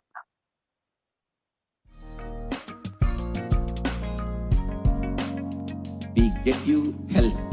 We get you ability to build beautiful relationships in your life.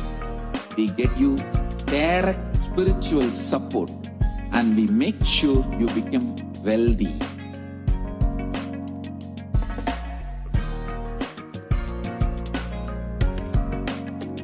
We won't stop giving you just good life.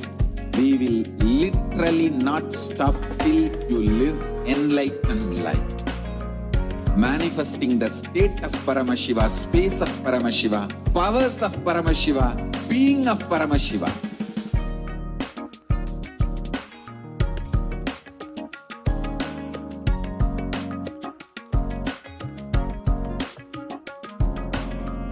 Whole world should become Kailasians. I want the whole world to know Hindus have something great to contribute to the world.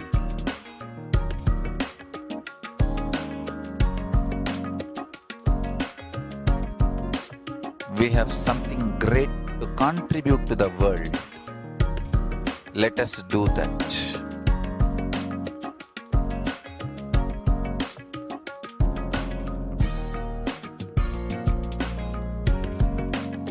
Kailasa is proper customized spiritual service helping you to identify your root patterns of suffering. We have perfected the science of helping every individual from every cultural, religious, nationality background.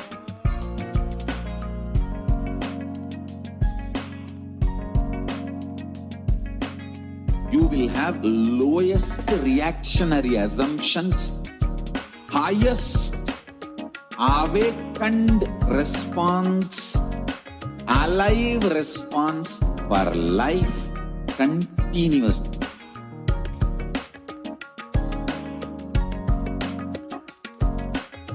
Kailasa is enlightenment ecosystem, literally enlightenment itself in your own home, wherever you are.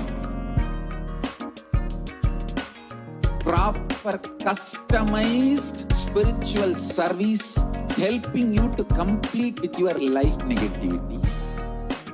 Withdrawal from life, self-hatred, self-denial, self-doubt, so much of tiredness, laziness.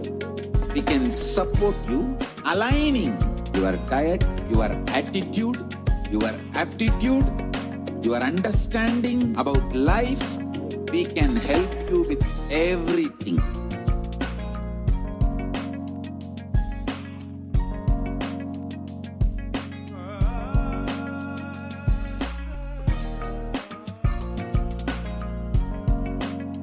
If you are interested in enlightenment, we will immediately bring this to you.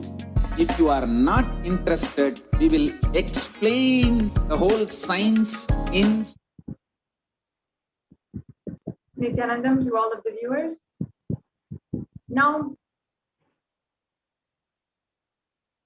we would like to explain to you, narrate the incident which happened in the late summer of 2017, where myself and the senior sannyasi of Nithyananda order had been victim to, and we had witnessed some of our sisters being assaulted with the most atrocious violence against them. We'd been through literally stoned nearly to death, the electricity being cut and not having a way to communicate, even to not knowing how we'll get our next meal. for even a few days. Our entire Adinam raided by mobs, by the anti-Hindu militant and guerrilla forces, and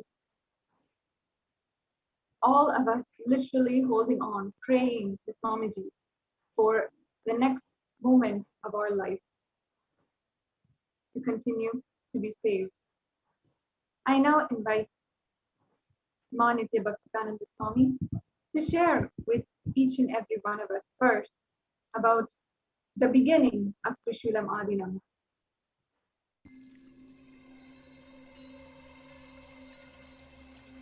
I welcome you all with my love and respect.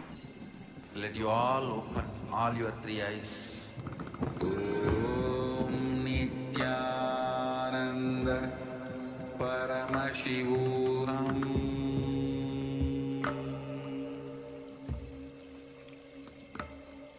Om Nithyananda Paramashivoham.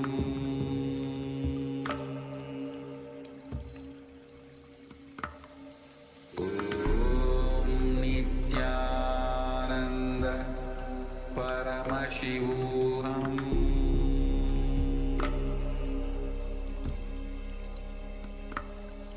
Om Nithyananda Paramashivoham.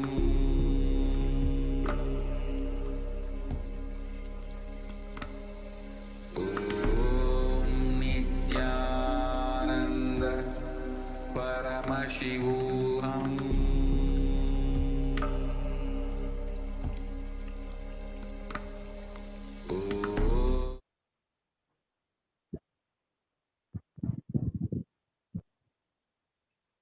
Nithyanandam. Today we want to present to you, in the series of persecutional attacks on the women of the Hindu sannyasis, the women, in the year 2017, in one of our Kailasas that is located in a very prime location in Chennai, which is one of the leading metropolitan cities of South India, very near the airport, in a very prime location, one of our Kailasas is located. And the anti-Hindu elements had their eye on the property of Kailasa and wanted it very much for their own vested interests. And they tried with all their might to encroach and grab the property, as is the case with so many other Kailasa campuses, where the strategy of the anti-Hindu elements is to encroach, grab the Kailasa property, and stop the work of Hinduism, stop the work of Bhagwan from happening in that location. And as you are seeing right in front of your eyes, in this property of Kailasa, which is located just a few minutes from the airport in Chennai, which was very much a property of interest for the anti-Hindu elements. This is what you're seeing in front of you. You're seeing the attacks happening there. And this is the particular attack that has happened in 2017, starting from April of 2017. Although the history of persecution in this Kailasa specifically ranges over, it has a very long history, strengthening in 2006-2007, when this property was handed over to Bhagwan for the Kailasa to be established. And right from then, the kind of brutal, raw, physical attacks, as you're seeing in front of your eyes now, that have been happening in this property is just, it's too long a story to tell. And we're going to try to present to you the highlight of it that happened in the year 2017, starting from around April up to around June, where those specific months was extremely intense because it was a huge effort on the side of the anti-Hindu elements to somehow completely wipe off the sannyasis who were living there with all their brutal might and once and for all take over the property. So therefore, the attack in 2017 specifically in this property was of monstrous proportions, as you can see in front of your eyes, where the entire army of anti-Hindu elements actually entered the property. What is going on here is the 18th of June 2017, to be specific, where you can see our vehicles of Kailasa were just completely overturned, and the mobile temples, you can see the van standing in front of you. That is a mobile temple, and there are deities inside the van. And this temple is taken from place to place as a mobile temple, and people offer their worship, prayers, and receive the blessings through this temple. So this mobile temple was completely destroyed and damaged, and the deities were completely damaged. And you can see some of the anti-Hindu elements. One of the ladies who has actually filed a false complaint against one of the sannyasis of the Nithyananda order, a false rape charge and false accusation of assaulting the anti-Hindu element women, to be specific. So, along with the physical assaults in this Kailasa, a host of false charges and cases were filed against the sannyasis. False charges of rape on the male sannyasis, and false charges of abuse from the sannyasis, apparently on the anti-Hindu elements. So while the anti-Hindu elements did all the attack and did all the abuse and almost killed the sannyasis and violated the female sannyasis, they went ahead and also filed false complaints, so that before our complaints could reach the police, their false complaints would reach the police. They would have someone in the police station even before we went, because their attack was already planned. So before we could wake up from the attack and go and file the complaint, their false complaint would already be in place, and they would make it out as though we attacked them. And that is how the whole thing started. It was just shocking to us, the whole strategy, because when we go to the police station, which was our only recourse for justice, they would already be there ahead of us, and they would have already registered false complaints. You can see here in front of your eyes, the media was already ready for every attack, because obviously they knew it was going to happen. It was all planned. And the police would appear helpless every time. After the whole attack was over, the police would prevail there. And the entire property was actually vandalized, damaged, broken, beaten. All the infrastructure was destroyed, including the CCTV cameras. Actually, whatever we managed to get here, God, with the grace of the divine, with the grace of Bhagwan, is before they destroyed the CCTV cameras in every instance. And we kept replacing the cameras. And you can see here in front of you, the anti-Hindu element woman disrobing herself in front of us. And then she went ahead and filed a false rape charge saying our male sannyasi raped her. You can see she's removing her own sari. This was the nature of, this was the brutality and the falsity and the monstrous proportion of the attack in Kailasa and Trishulam, especially in the year 2017. She's removing her own robes, and she ran to the police station and filed a charge against one of our own male sannyasis saying they raped her. It was shocking to us because, I mean, we couldn't even imagine such demonic people would exist. And here you can see the three of us here actually in the background. I'm there, and in the foreground, Ma Sadashiva Priya and Mahatma Priya, who are now our panelists. All three of us are here in one of the container rooms in the Adinam.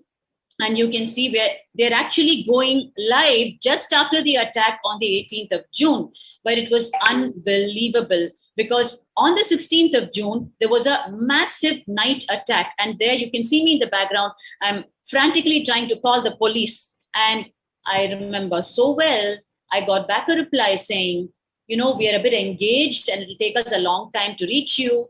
That was the reply I got. They finally came, but after the planned attack was executed and after all our property was beaten and broken and all of us incurred bruises, wounds, blood pouring. So we had to run to the hospital after the attack, and our female sannyasis were attempted to be molested. You can see here our computers, the doors, the windows, everything was smashed, and there were glass pieces. All our infrastructure, including the syntax tanks that was supplying water to us. So they cut off our drinking water supply, our electricity, and our air conditioners, which we were, we had a couple of air conditioners because the heat would be tremendous inside the containers, and we had to have it to be able to function because the infrastructure was just getting developed, and they broke every single infrastructure that we had there. The vessels and the cooked food in the Annalaya, in the food temple, they just, with huge poles and sticks, they just brought the whole thing to the ground. So the food and the vessels were all brought to the ground, and the vessels were smashed, and all our devices, our gadgets, laptops, mobile phones, everything that they set their eyes on was smashed. Our deities were destroyed, and our sannyasis were actually offering Naivedyam when the attack happened on the 18th morning. And they just entered the container where the temple was established, and they completely tried to destroy the whole thing. And here you can see, actually, these are few moments just after the day. And mind you, on the 18th of June, this attack happened in broad daylight. On the 16th, they had a night attack on us, and they gave a 1-day break on the 17th. And on the 18th, this attack in broad daylight, you can see the sunlight streaming through the windows. You can see that, Ma Sadashivapriya is actually trying to explain the nature of the attack. And you can see that she has incurred so many bruises. And, we just tried to run helter-skelter, and our, the whole thing speaks for itself in front of your eyes. And I'm there in the background, continuously trying to contact the officials to tell them, please come and stop the attack. And the way the media portrayed it, which you're seeing in front of your eyes, is, as usual, with their strategy saying that the Nithyananda sannyasis, as usual, caused chaos, and as usual, they disrupted the peace of the public, and as usual, they're involved in so much of fight, and they're disrupting the peace of the people living there. The whole thing was turned back on us as always, and as usual, they put the visuals which were the truth, but the lines that were told to the visuals as headlines and content of the articles and the content of the news videos were complete false news and complete shocking lies on our face. So on the one side, we had to handle with molested sannyasis, with sannyasis with bruises, and sannyasis who were in the prison with false charges against them. On the other side, we had to deal with complete false news and media, and we had to answer so many people. And the questions that were posed to us based on the media headlines were, it seems that you are running Kailasa and disrupting the peace of the people. We were just completely shocked, where we are living so peacefully in our container rooms there, and we are serving through a beautiful temple, and people are coming and offering their prayers and getting their prayers answered. The accusations, the false accusations against us was, you are causing the disruption of the peace and you are causing chaos to the people in the place. As always, of course, we were used to it by now, yet it was shocking once again. And I have joining me now Ma Sadashivapriya and Ma Atmapriyananda Swami, who are there and who bore the brunt of both the major attacks on the 16th and 18th of June, 16th in the nighttime and 18th in the broad daylight. You can see the woman in front of you, the anti-Hindu element, just bringing down the asbestos sheet roof that we have put for further shelter from the sun. They just ripped apart all the infrastructure brutally. And not only that, we had attacks where they would come and throw meat pieces while we were offering our worship. They would come and throw meat pieces right where we are offering our puja, everyday puja. You can see here, she's trying to destroy the CCTV camera. That's why she came and hurled the stone right in front of the camera. And we had instances where they would throw meat pieces in our prayers, and where we were trying to restore one of our living rooms, they came and stopped the whole restoration process. We had ordered fresh thatch for cooling, and they terrorized the driver who brought the fresh thatch and stopped the complete restoration. You can see here the remnants of the attack on the 18th of June, and the bruises and the physical attacks borne by the sannyasis, including the tube lights. They ensured that everything that was required to live there was broken and beaten so that the women sannyasis will be forced to flee from there. You can see here, this is the mobile temple van, the glasses on the floor, the shattered pieces of glasses. They completely it was a complete plan on their side where every single essential item to carry on life there would be destroyed. I have joining me Ma Sadashiva Priya and Ma Atma Priya with more details of what went on there. Yes, Ma Bhaktika Swami. I could remember this scene where when all three of us were in that room, that container, and literally we all of us, I just remember, I can't even forget that moment. Like we were all discussing about what we are going to be doing next. And literally around 100 to 200 like mobs, they barge into our campus and we don't know what is happening. And suddenly one big stone, it came and fell on the plate, on the food plate which we were actually supposed to be eating. So it was such a shock.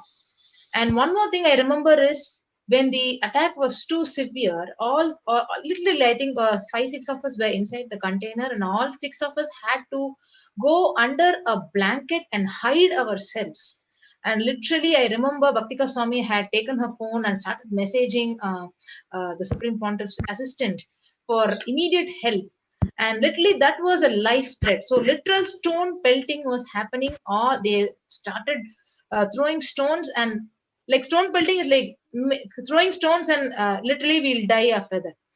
So, that was the most severe situation in my life. So, because of Swamiji's grace, I think I'm complete with that incident. But if it had happened in my life, if I was in the outer world, I'm not a sannyasi, definitely I would not be able to handle this. Still, it will be a mental trauma for me. So that moment, I don't know, for no reason, like hundreds of mobs coming and lynching us, like throwing stones at us, literally. I don't know. I can't. I have no other words to say. Like that moment is still there lingering in my mind. So I literally wanted to share that, like how they destroyed the whole campus, So destroying all the CCTV cameras. Yes.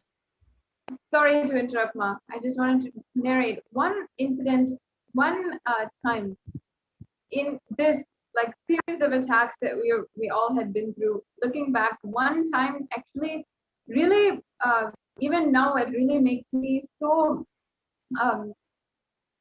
really like puts me on edge actually is one night when all of us suddenly were just inside.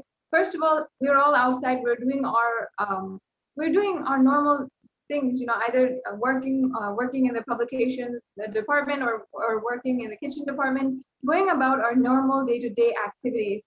Suddenly, I see stones flying across the Adina, and like literally just in front of my face, one huge boulder-like stone was just flying.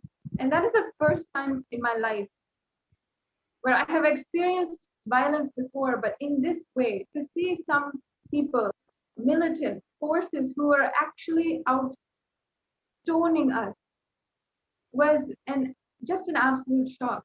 And that just in the next few minutes, we all rushed inside to the container, to the place where we're staying, to the cabin. And we all were just huddled there, all of us sitting. We turned off the lights because we want to make sure that nobody can see us, ensure that nobody can see and detect any movement inside. We're all literally holding on to each other, scared for our lives. And I just hear just the noise of the shower of stones, the cabin, outside of the cabin.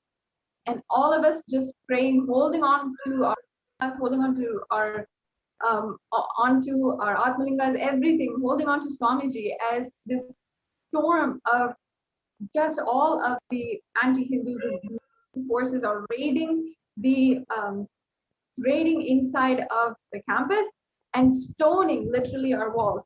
And they know which one is the women's cabin where we are sleeping.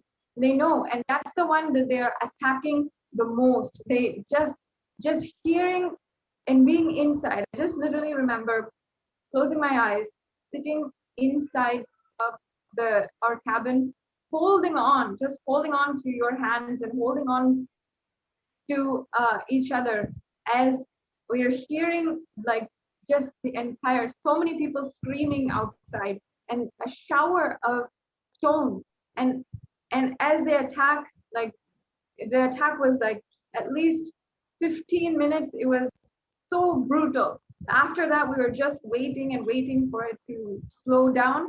And every single time, boulders would hit the walls around us. We would all shake and jump. And the next day, just sitting in the dark because our electricity was cut by the anti-Hindu militant forces. It was just cut, and they literally came. They trespassed inside the Adinam, and then they cut the main source of our electricity, and not ensuring, making sure that we wouldn't have electricity or Wi-Fi. We haven't. First of all, we wouldn't have it for any of our work. It would slow down our communication to get help. And then the following days, we weren't having any electricity. Everything was backlogged. And that's when the next attacks happened that were more and more, the gravity of which escalated even more and more. And in those times, I just remember thinking, is this really what humanity has come to? I really couldn't believe it in those times where literally we are sannyasis. We are people who have chosen wanting to do good in the world, but they are literal anti-Hindus, these terrorists stoning us, just like they would stone the witches and stone witches in Salem in the textbooks that I would read. I literally was living that and seeing how they're literally just people, innocent people who want to do good in our lives. I really was wondering, is this what we have come to? Did we do anything wrong? And is there anything wrong in wanting to provide the good to the world? As we are all standing there, sitting and holding on to each other, I was just thinking this. And in the following days, we're just, trying to go about our daily activities. The minute that the escalated attack, the big attack that happened just a few days. Yes, that was on the 18th, Mark. You remember? See, 16th of June 2017 was a night attack where the complete pelting of stones and big boulders and rods, and it came as missiles. And as you said, in the night, we were all huddling in our own containers because if we went out, we would be killed. And so we continued to stay inside so that the destruction was kept to the infrastructure level. Because once we started getting hit physically, we were forced to run into the containers to save our own lives. And then we saw through the cracks and crevices the entire destruction of the property happening. And then they left a one-day break on the 17th, where they were strategizing for the next big attack, about which we had no clue. So while we thought we were just recuperating, and we had already filed a complaint, and we thought that things are going to be a little better and justice will prevail because we filed a complaint. What actually happened on the 17th of June was a major preparation for the attack on the 18th, which we never knew about. And in the 18th, it was a broad daylight attack, which was the most shocking. Ma Sadashivapriya, what beats me is when I think back, what gives the courage to the anti-Hindu elements to attack, to launch such a major physical, brutal, raw attack with stones, boulders, rods, wooden poles in broad daylight? What gives them the courage? This really needs to be brought to the notice of the people. So if they can muster the courage to launch such a huge attack in broad daylight, what, in your opinion, is the reason?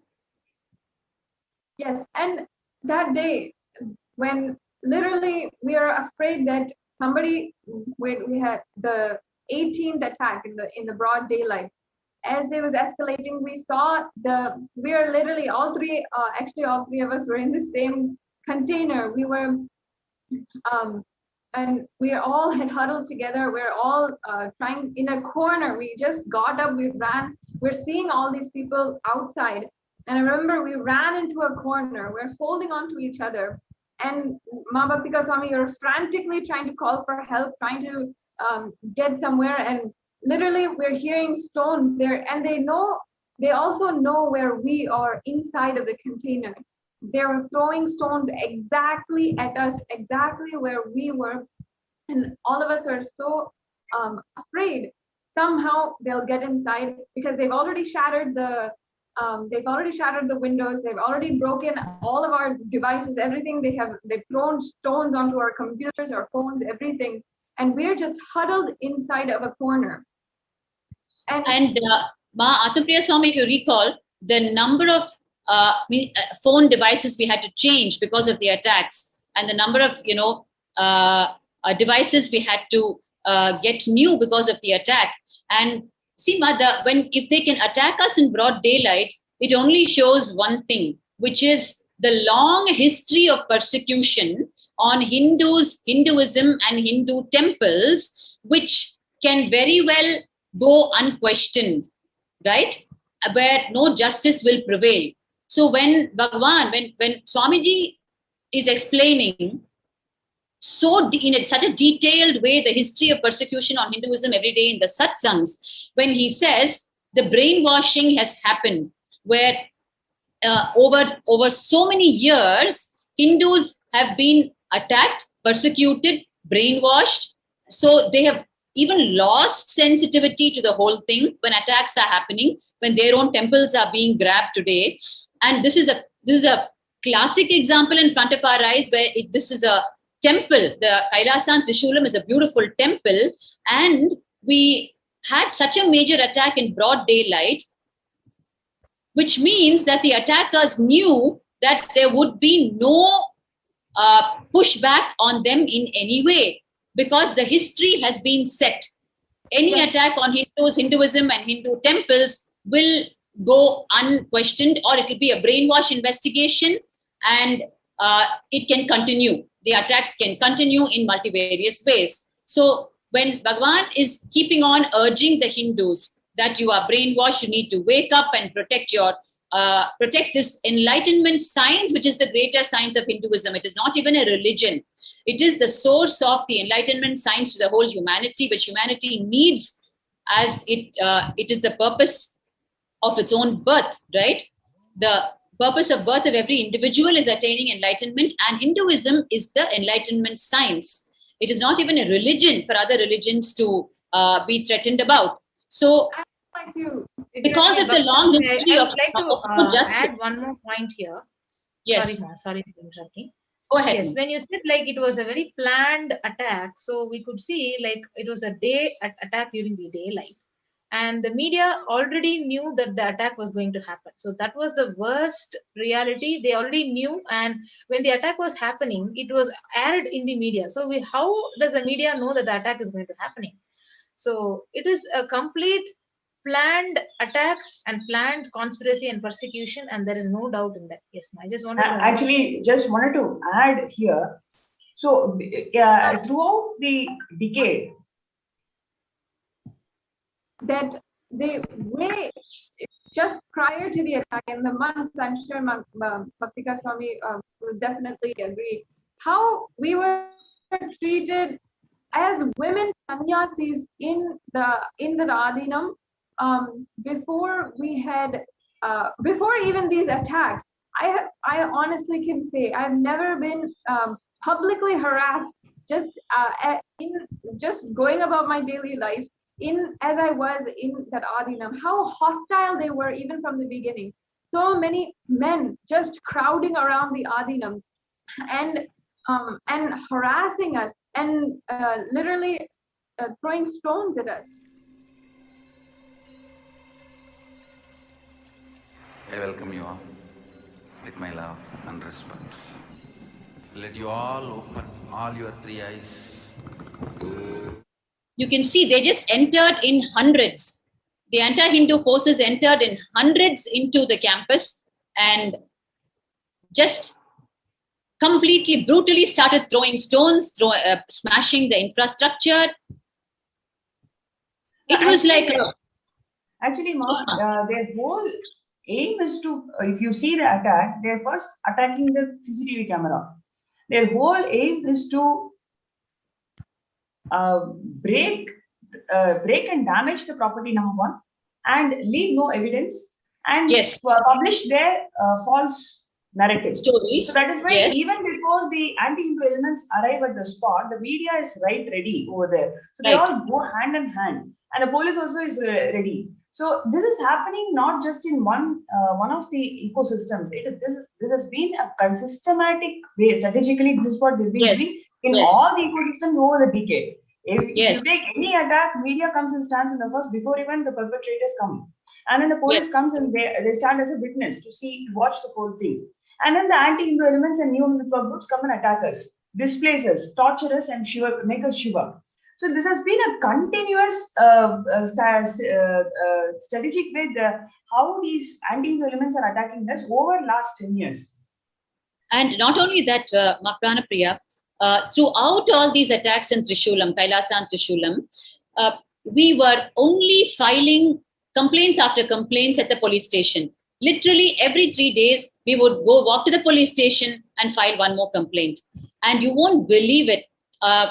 They were even starting to make fun of us. Oh, so you guys are back to file one more complaint. It is such a headache, having you guys here. You are all the time coming and filing complaints. And we were like, we are being violated once every 3 days. And, this is our only legal recourse. And with a huge hope that justice will prevail, we are filing these complaints. So what is there to make a joke about it? We are talking about life and death for our women. And we can't even imagine that, our complaints can be taken in this light by officials who are supposed to protect our life, to whom we are coming for protection for our life. It was like we were all alone, ma. We were just all alone to fend for ourselves. Hinduism is really orphan. We could clearly understand that in Kailasa and Trishulam. Hinduism is really orphan. And not only we have a huge file. Yes. Actually, I wanted to ask you guys, what did you guys feel when the people who are supposed to uphold the law and order in the society, they're turning their heads back and then they're mocking at us for the genuine complaint? Right. This question, I really want to specifically answer it, because in Kailasa and Trishulam, in one of the attacks in April 2017, we were trying to restore one of the living areas, one of the living rooms, the container rooms. Actually, not a container room, it was like a thatched roof structure. We were trying to restore it, where the women were staying actually. And we had ordered for fresh thatch. And the thatch had just arrived in the van. And along with the thatch, the anti-Hindu elements also arrived at the same time. And we were doing our morning prayers, our Guru Puja and Shiva Puja. Suddenly there was a kind of voices outside. So we stopped the puja and we stepped out. And here we're seeing in front of us the thatched roof, the construction material that has come for restoration. And beside them, the anti-Hindu elements are standing. And they're threatening the material supplier, the van driver. If you don't back off your van out of the campus now, we are going to trash your van. And they're capable of it. You're seeing it in front of your eyes now.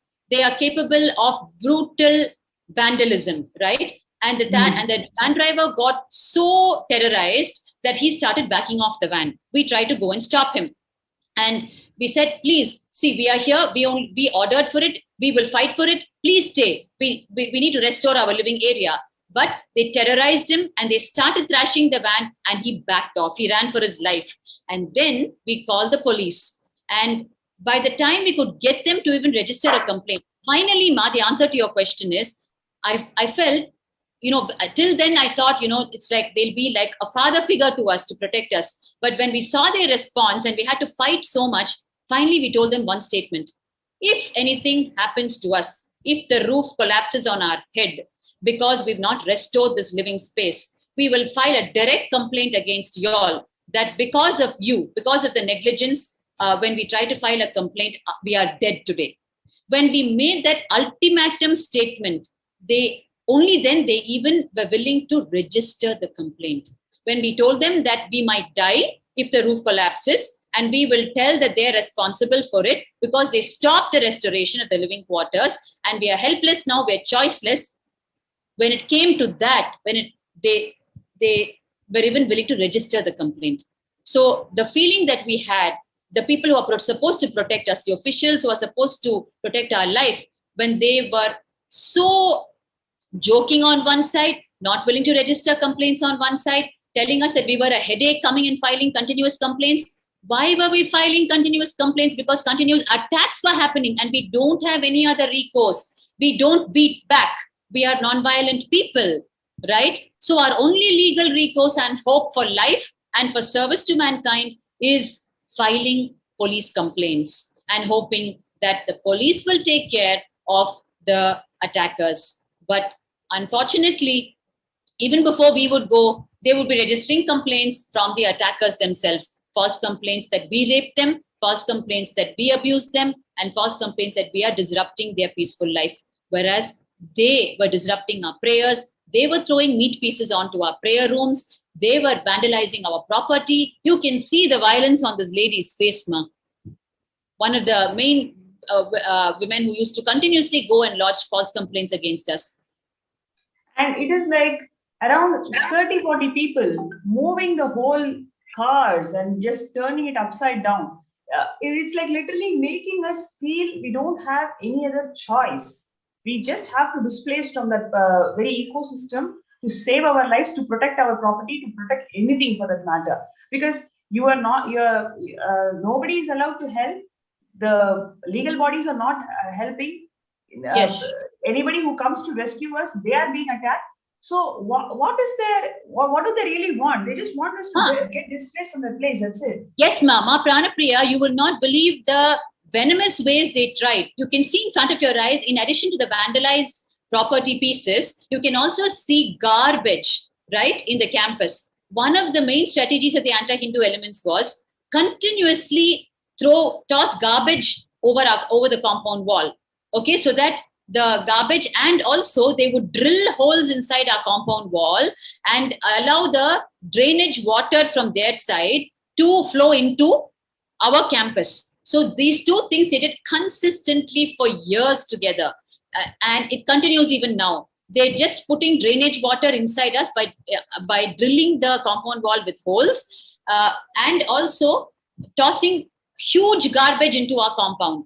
And that will breed so many mosquitoes. And we used to run to the municipality, to the corporation, whichever official, to ask for relief from this. And we begged them for months and years and asked them to come and place bins. And actually, when we wrote letters that we are going to contact dengue fever, we're going to contact malaria, when we started telling them the reality of our lives, they finally came and placed 2 bins on the side of the people, on the side of the anti-Hindu elements. But the anti-Hindu elements didn't even touch the bins. They continued to toss the garbage over our compound wall. Then we once again ran to the officials and said, "Sir, please, you need to come and tell them to use the garbage can."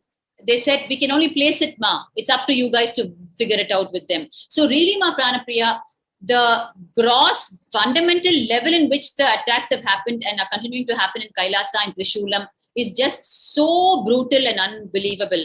Right from the filling our place with garbage, allowing their sewage water to enter into our campus by drilling holes in the compound wall and coming and disrupting. I mean, multi-dimensional attack to displace us from that place somehow. Like you were saying. Oh, yes, go ahead, ma'am. Yes, Ma. I was also going to say, I wanted to mention also the amount of effort, time, energy that while we were establishing the Adinam under the guidance of the Supreme Pontiff of Hinduism, how much it took to clean, first of all, the area, to ensure that it was a livable place. Millions of dollars put into, bringing emergency tractors, everything, cranes, in order to make sure that the Adinam was a well-established place and we can start doing good for the community.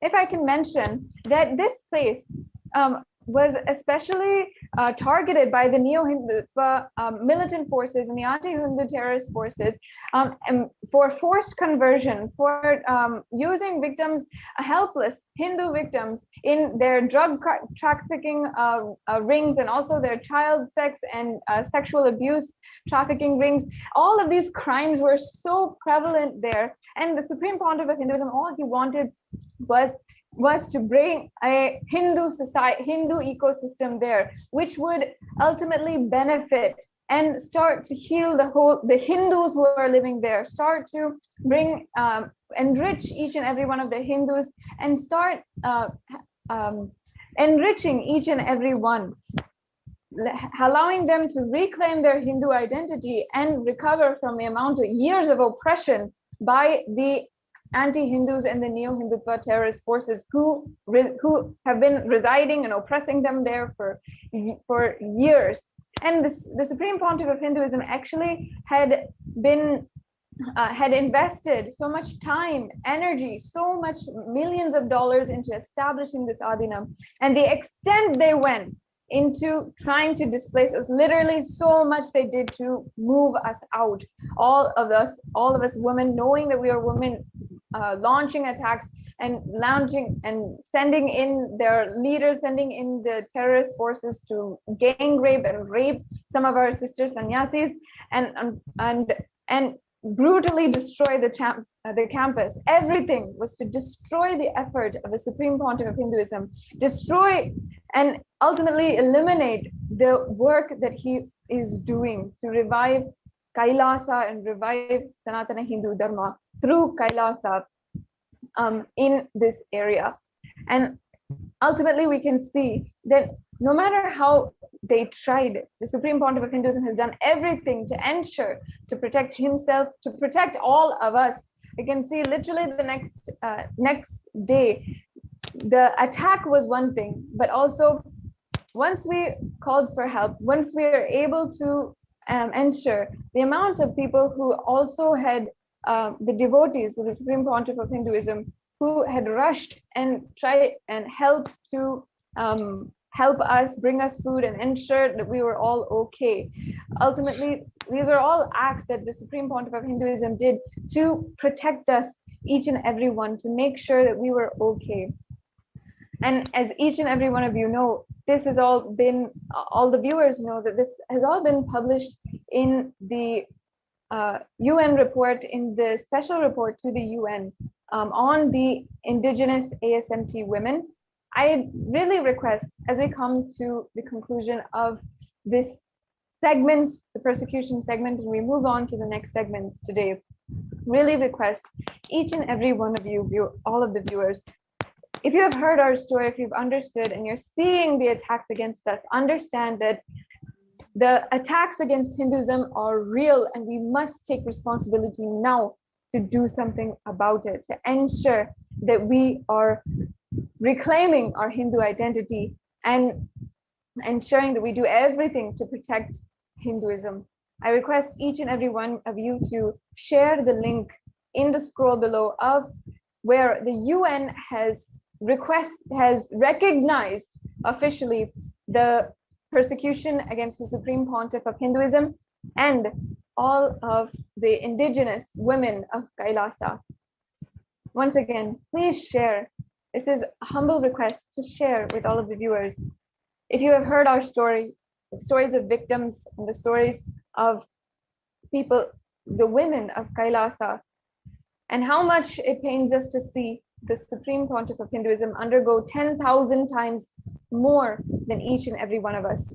Please share this link that is scrolling now below, and make sure, if you're a practicing Hindu, if you are a sympathizing Hindu, if you're even just a curious viewer who wants to know more, please go to the link, share with your family and friends, and let us take responsibility now to protect Sanatana Hindu Dharma, protect the revival of Kailasa that the Supreme Pontiff of Hinduism is doing.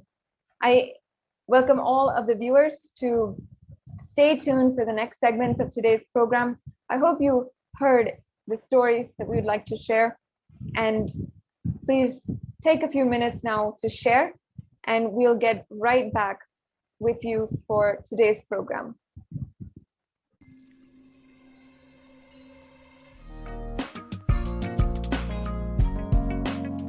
We get you health.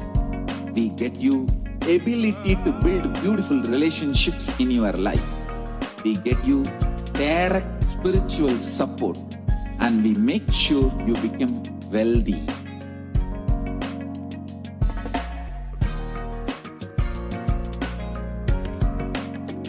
We won't stop giving you just good life. We will literally not stop till you live enlightened life. Manifesting the state of Paramashiva, space of Paramashiva, powers of Paramashiva, being of Paramashiva.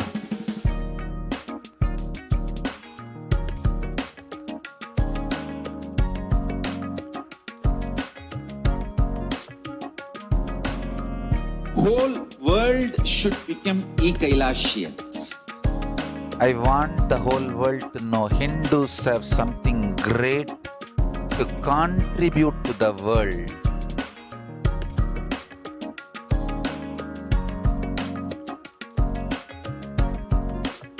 We have something great to contribute to the world. Let us do that.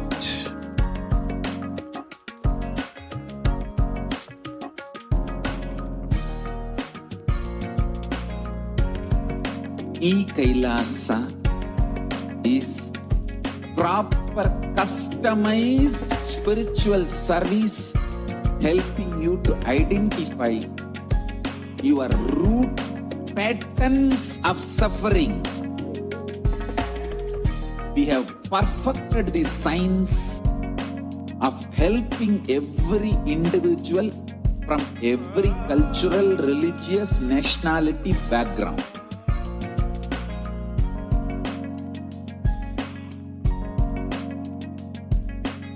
You will have lowest reactionary assumptions, highest awakened response, alive response for life continuously.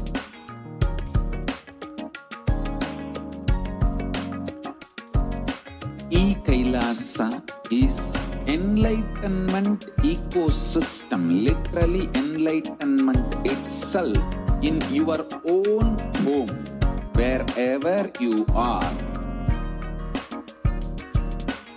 Proper customized spiritual service helping you to complete with your life negativity.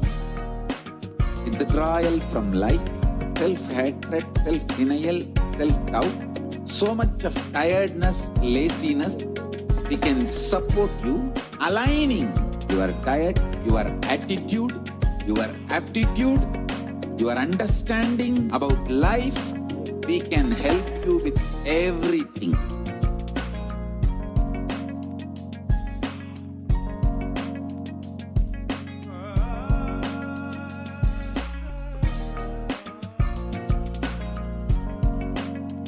If you are interested in enlightenment, we will immediately bring this to you. If you are not interested, we will explain the whole science, inspire you, and make you interested in enlightenment time. We need to cater this enlightenment science to the whole world wherever they are, because enlightenment is the birthright of all human beings. Kailasa is responsible to provide that to all human beings.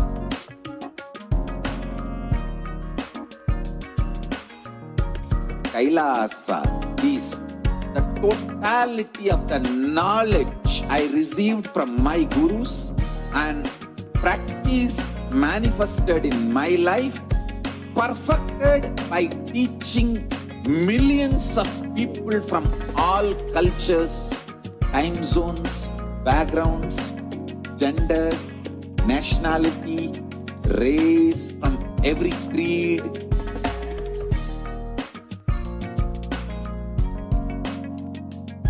So this absolutely perfected knowledge available to you, served to you in your home without even you moving out of your couch, free of cost.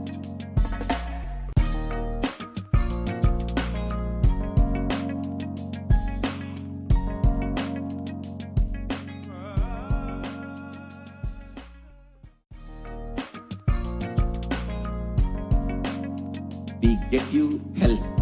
We get you ability to build beautiful relationships in your life. We get you direct spiritual support, and we make sure you become wealthy.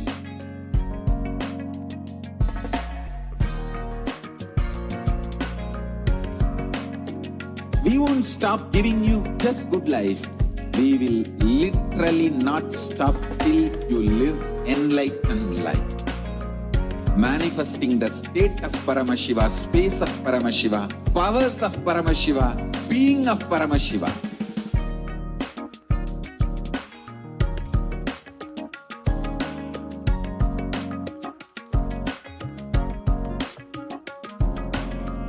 Whole world should become Kailasians. I want the whole world to know Hindus have something great to contribute to the world.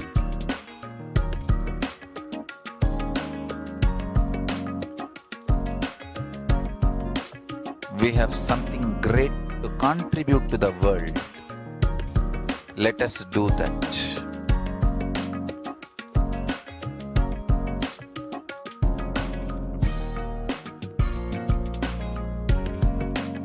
Kailasa is proper customized spiritual service helping you to identify your root patterns of suffering. We have perfected the science of helping every individual from every cultural, religious, nationality background.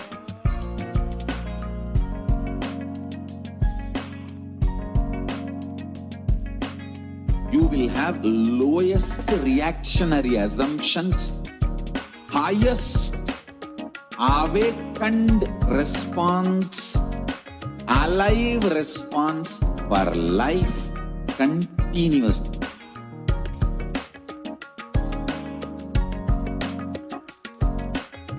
Kailasa is enlightenment ecosystem, literally enlightenment itself in your own home, wherever you are. Proper customized spiritual service helping you to complete with your life negativity, withdrawal from life, self-hatred, self-denial, self-doubt, so much of tiredness, laziness. We can support you aligning your diet, your attitude, your aptitude, your understanding about life. We can help you with everything.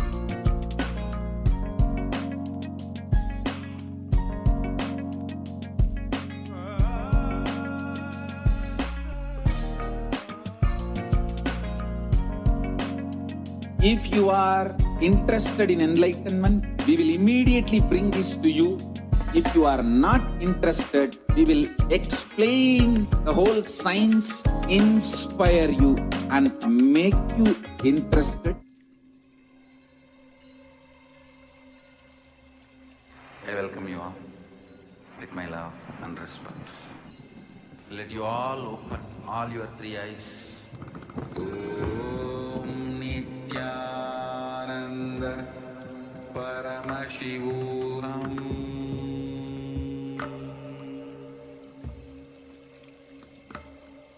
Om Nithyananda Paramashivoham.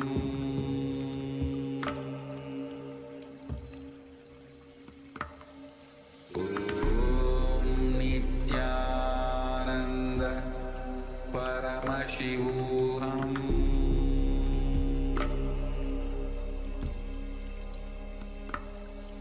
Om Nithyananda Paramashivoham.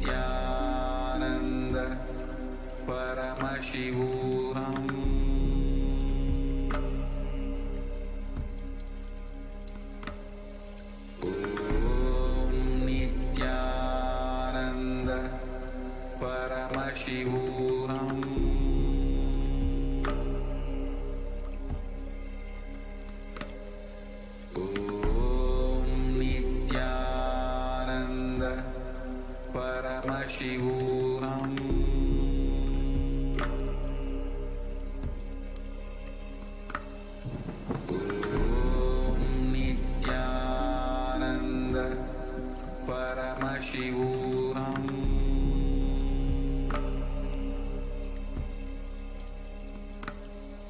Om Nithyananda Paramashivoham.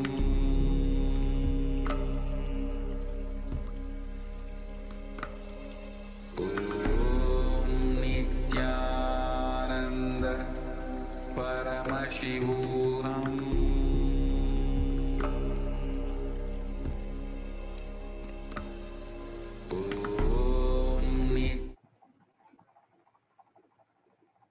Nithyanandam Paramasukhadam Kevalam Jnanamurtim Dvandvatitam Gaganadrisam Tattvamasyaadilaksham Ekam Nityam Vimalamachalam Sarvadi Sakshibhutam Bhavatītam Triguna-rahitam Sadgurum tam namami. Nithyanandam, welcome on and on for the next segment of today's program. Just day before, we had a very beautiful satsang on collective integrity by the Supreme Pontiff of Hinduism, where Swamiji is so beautifully explained about what is collective integrity and why we should all live collective integrity and why collective integrity is the only thing that is required, and it is the mandatory requirement for any Kailasa to happen anywhere. And just last evening, we had shared a beautiful process on how to maintain the collective integrity, how to uphold the collective integrity in any ecosystem. The step-by-step process was shared in the program that we had last night. And one of the other things that the Supreme Pontiff of Hinduism had told was to have a Vakyartha Sadas on collective integrity. So in today's program, the next segment of the program, we are going to be having a live Vakyartha Sadas, where each and every one of you will have an opportunity to participate. You will have an opportunity to call in. You will have an opportunity to participate in the live Vakyartha Sadas on collective integrity. So it's going to be a very interactive, and many of you are and would be able to join in live and share your comments on what is it, what aspect of collective integrity that you have imbibed and why it is important for us to follow collective integrity. So it's going to be a very interesting segment, and let's enter into the segment. So first, we would like to start off with just giving a gist on about collective integrity, what the Supreme Pontiff had shared in the satsang that we had yesterday. So we will be sharing the gist from the satsang. So yesterday, the Supreme Pontiff of Hinduism on the 28th of June, so whichever time zone you're in, on the 28th of June, in the night when we had the satsang, the Supreme Pontiff revealed about Divya Sharira, is the body of indestructible effulgence which is inside all of us. Divya Sharira is the core component of all of us, and there is no person who does not have Divya Sharira, and each and every one of us have it. And explain about how the Divya Sharira is strengthened, energized, and inspired by the sattvic food in our life. And the Supreme Pontiff of Hinduism revealed about the Chaturmasya, the time from Guru Purnima to Navaratri, the time of Chaturmasya, and explained further powerful cognitions about Divya Sharira. And the Supreme Pontiff said, shared the methodologies of strengthening the Divya Sharira, the methodologies to strengthen the Divya Sharira and manifest the state, space, powers of Paramashiva is the truth. And this is a message, and the whole satsang, the Supreme Pontiff explained about the various aspects of Divya Sharira and aspects about how the main vision of Swamiji and the work that Swamiji is doing is to bring all the gifts from Kailasa and sharing it with each and every one of us. The science of Aushadha to bring the superconscious breakthrough.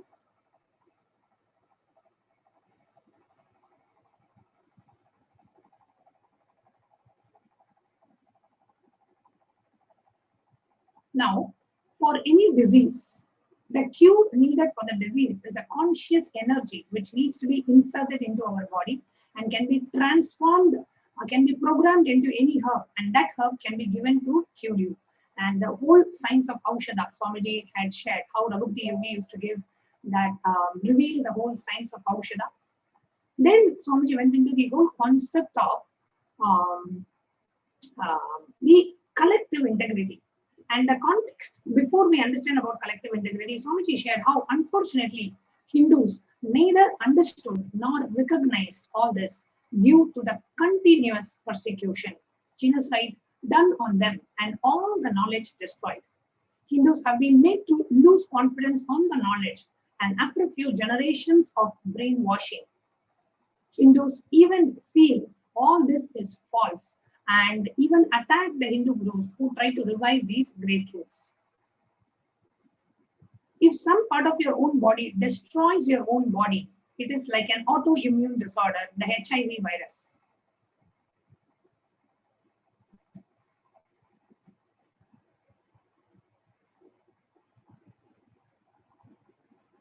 Now, Hindus have been infected by the anti-Hindu elements, like the autoimmune disorder. That kind of a mental setup, consciousness, has been infused into Hindus. Unfortunately, after hundreds of years of persecution and making sure all this knowledge is not available to common Hindus, the signs are all made to look like a myth.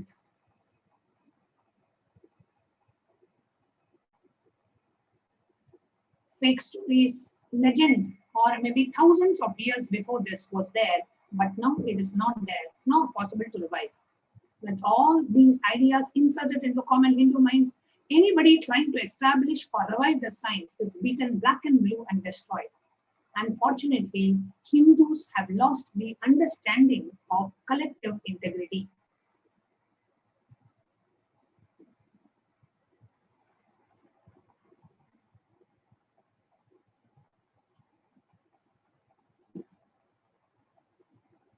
If a ship has to stay afloat, all the mechanisms in the ship needs to be integrated.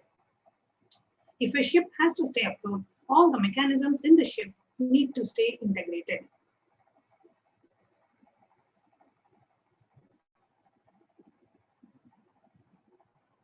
It can be maintenance engineer, cleaning staff,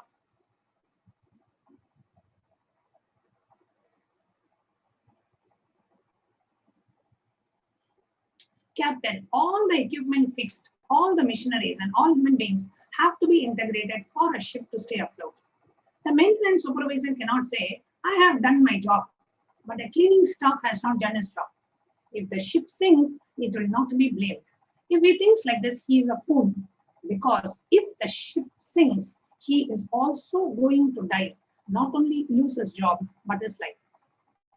A maintenance engineer cannot think, I have done my job, but the fuel engineer or the cleaning person has not done his job. Let others do or don't do what is there for me. That level of integrity is not enough for the ship to stay afloat. Sometimes, with the people in the ship, one side the maintenance team enjoys, the other side the maintenance team failing. So if the water comes in, the whole ship will sink and all of you are going to die. Hindus lack this understanding in every level. In the modern day, everyone says, I have done my best, but others are not doing. What can I do?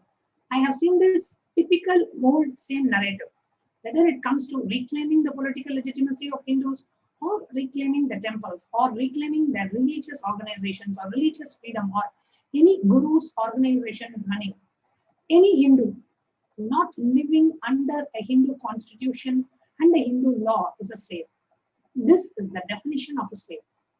If you are living in a place where the Vedagamas is the constitution and Manusmriti is the jurisprudence, you can freely declare you are a nation with the freedom to practice Hinduism.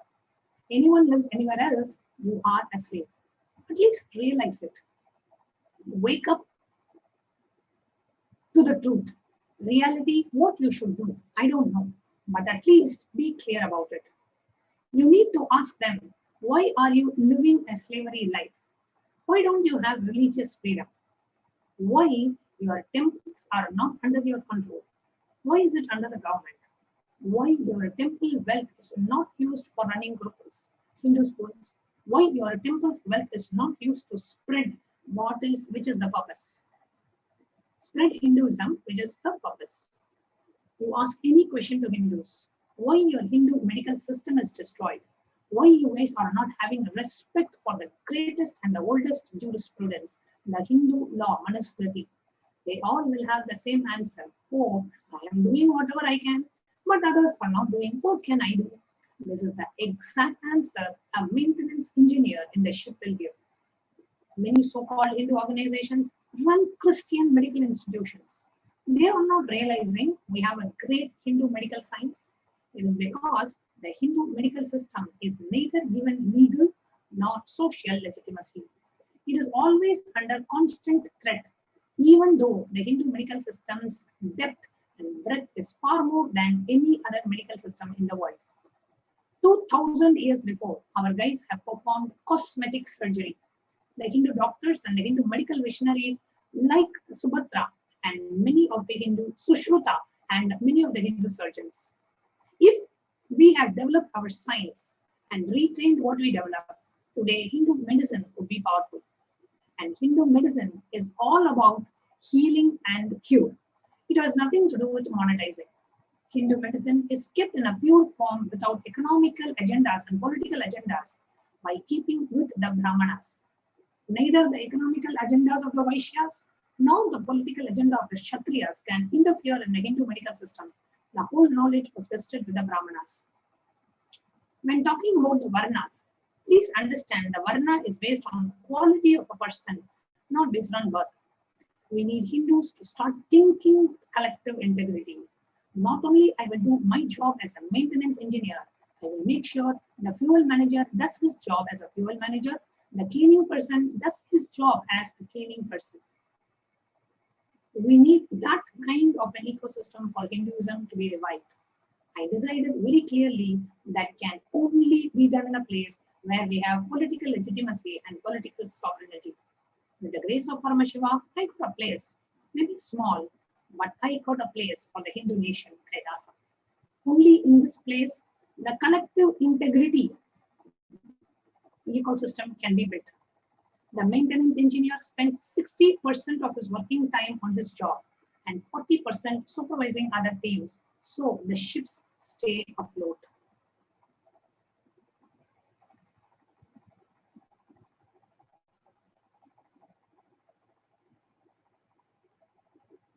Many of the Adinams who are still Adinavasis, who are still there, and some who left are highly integrated. Unfortunately, they are not trained in this vision, the science of collective integrity.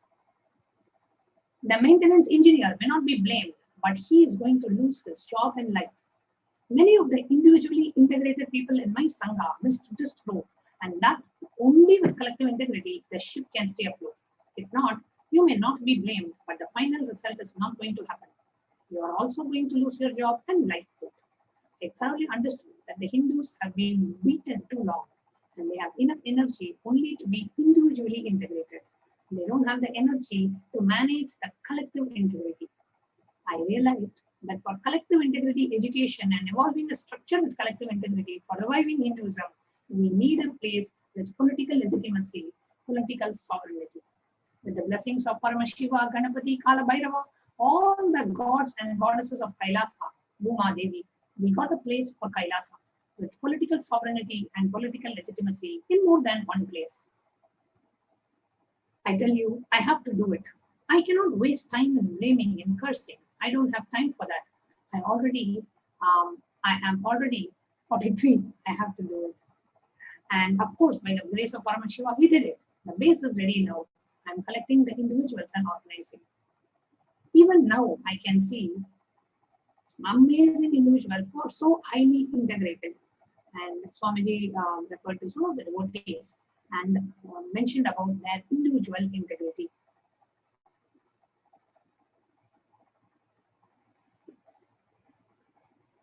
Now, the Major 100 problems of the Hindus, if you list, their temples are not in their hands. All the income in the temples for spreading Hinduism is not used for that purpose. All the wealth dedicated and donated for Hinduism by their ancestors is not used for that purpose. I am not talking about one state or country. I don't interfere in any country's internal administration. I am talking to all Hindus to wake up to wherever you are suffering slavery, whether it is political slavery or the persecution Hindus are suffering or not, having religious freedom to have their religious spaces under their control. Practice their religion as per the agamas. The religious scriptures describe not able to hold the religious wealth under them. You ask any question or any problem to any Hindu thinkers, think tanks, common Hindu, and why the Hindu gurus are being attacked through hate speech, and why systematically Hindu organizations are being pulled down and the Hindus are keeping quiet. Many of the wealth dedicated by the ancestors to revive and maintain Hindu arts, Hindu medicine, spiritual truths is not being used. Hindu gurus are attacked to destroy Hinduism because they promote Hinduism or they are defending and promoting Hinduism. They are attacked and the Hindus are not waking up. List the top 100 problems of Hindus. Getting cyberbullied. All the major social media organizations are anti-Hindu, racist. So much cyberbullying, racist attacks on Hindus. They don't have temples under their controls. Their gurus are attacked left, right, and center every day. One is pulled down with lawfare, false accusations, hate speech, very systematically. List all the 100 problems of Hindus and ask everyone. They will say, I am doing whatever I can, but others are not doing. What can we do? We need Hindu leaders who understand this collective integrity truth. Even if you have only 10 people, and if you're able to make the whole team integrated, your Kailasa will be successful. You can be the head of Kailasa, and it will be successful. In every level, I have to do my responsibility.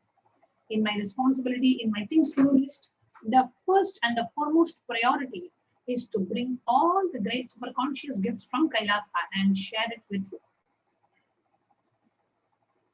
As I told, strengthening your Divya Sharira with the right methodologies, making your body sattvic through yoga, right aushadha and the sattvic food, and making your mind sattvic and powerful through completion and clutching, Nirvikalpa Samadhi, and making your consciousness powerful by the sattvic Paramashivananda, introducing literally the conscious existence of Paramashiva. You just know Paramashiva is alive and he is in me. And he is sitting alive, blissful with this Virat Swarupa. And the Supreme Pontiff continued to say that my first and foremost responsibility and the first priority is to bring these great gifts to all of you, share it with all of you, making all of you enlightened and enjoy. My second integrity, my second priority is making all the Sangha people who have given their life to me understand the great truth of collective integrity. One of the, and Swamiji continued to share about collective integrity, not selective or individual integrity. Individual integrity is good, but it is collective integrity only that can keep the ship afloat and successful. My second responsibility is making my Sangha, Kailasa, all the people who gave their life to me, who gave their individual integrity to me, realize collective integrity's importance. I think in all our ashrams, in every room, we should put a small board. Collective integrity keeps the ship afloat, not just individual integrity. So the people who are working in accounts department, distributing money, and the people working in the Goshala, keeping it clean and the cows happy, healthy, and the people doing the agriculture, growing herbs, and the people doing puja in the temple, everyone keeps the collective integrity to keep the ship afloat.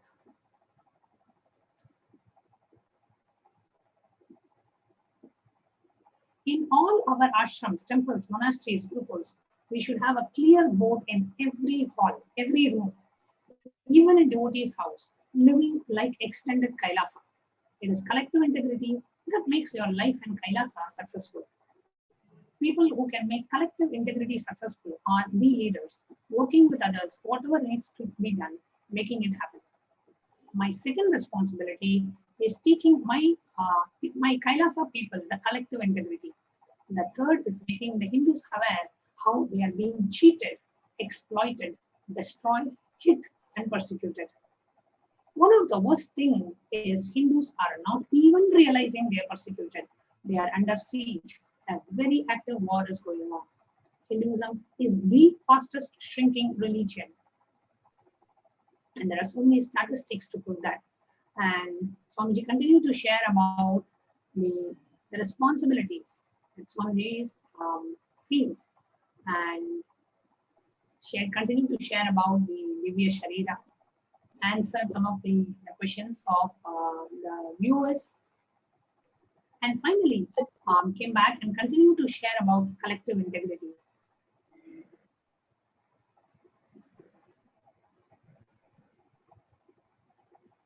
Actually, there is no manual. You need to start working with people, listening, bringing completion with yourself and others, building a team. We have a process manifesting everyone's reality that used to be in the syllabus in the 4th level of the Inner Awakening program.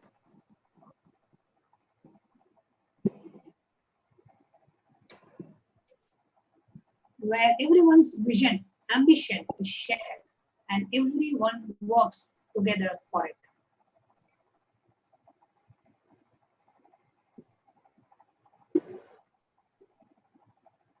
That should become the collective vision of any Kailasa ecosystem.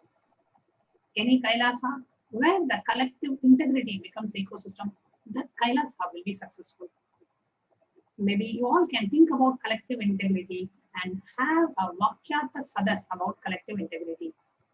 Not having collective integrity is the sole source reason for all the problems of Hindus. Any Kailasa brings collective integrity will be successful and solve all the problems of Hindus. When collective integrity is brought, everyone will be successful.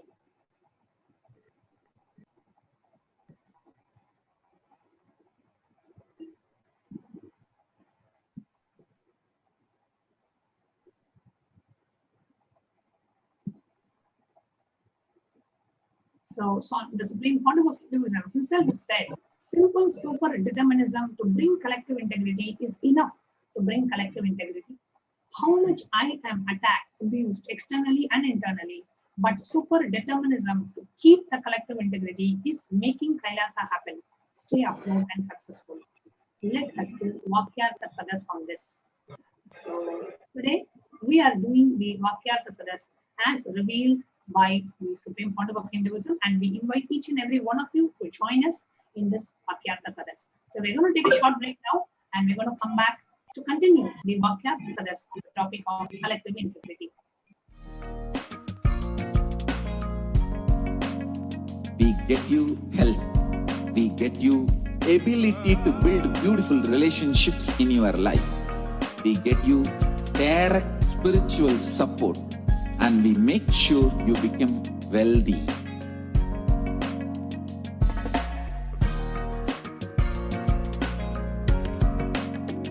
We won't stop giving you just good life. We will literally not stop till you live enlightened life. Manifesting the state of Paramashiva, space of Paramashiva, powers of Paramashiva, being of Paramashiva.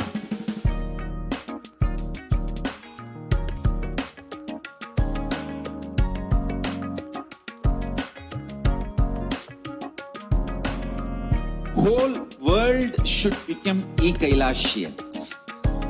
I want the whole world to know Hindus have something great to contribute to the world.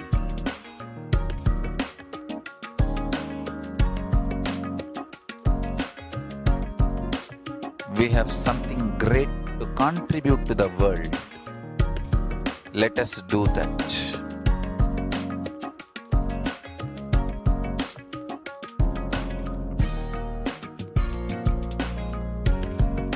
E-Kailasa is proper customized spiritual service helping you to identify patterns of suffering. We have perfected the science.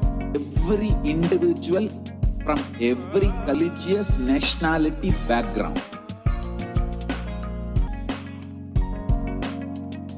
will have lowest reactionary assumptions, awakened response, alive response for life continuous.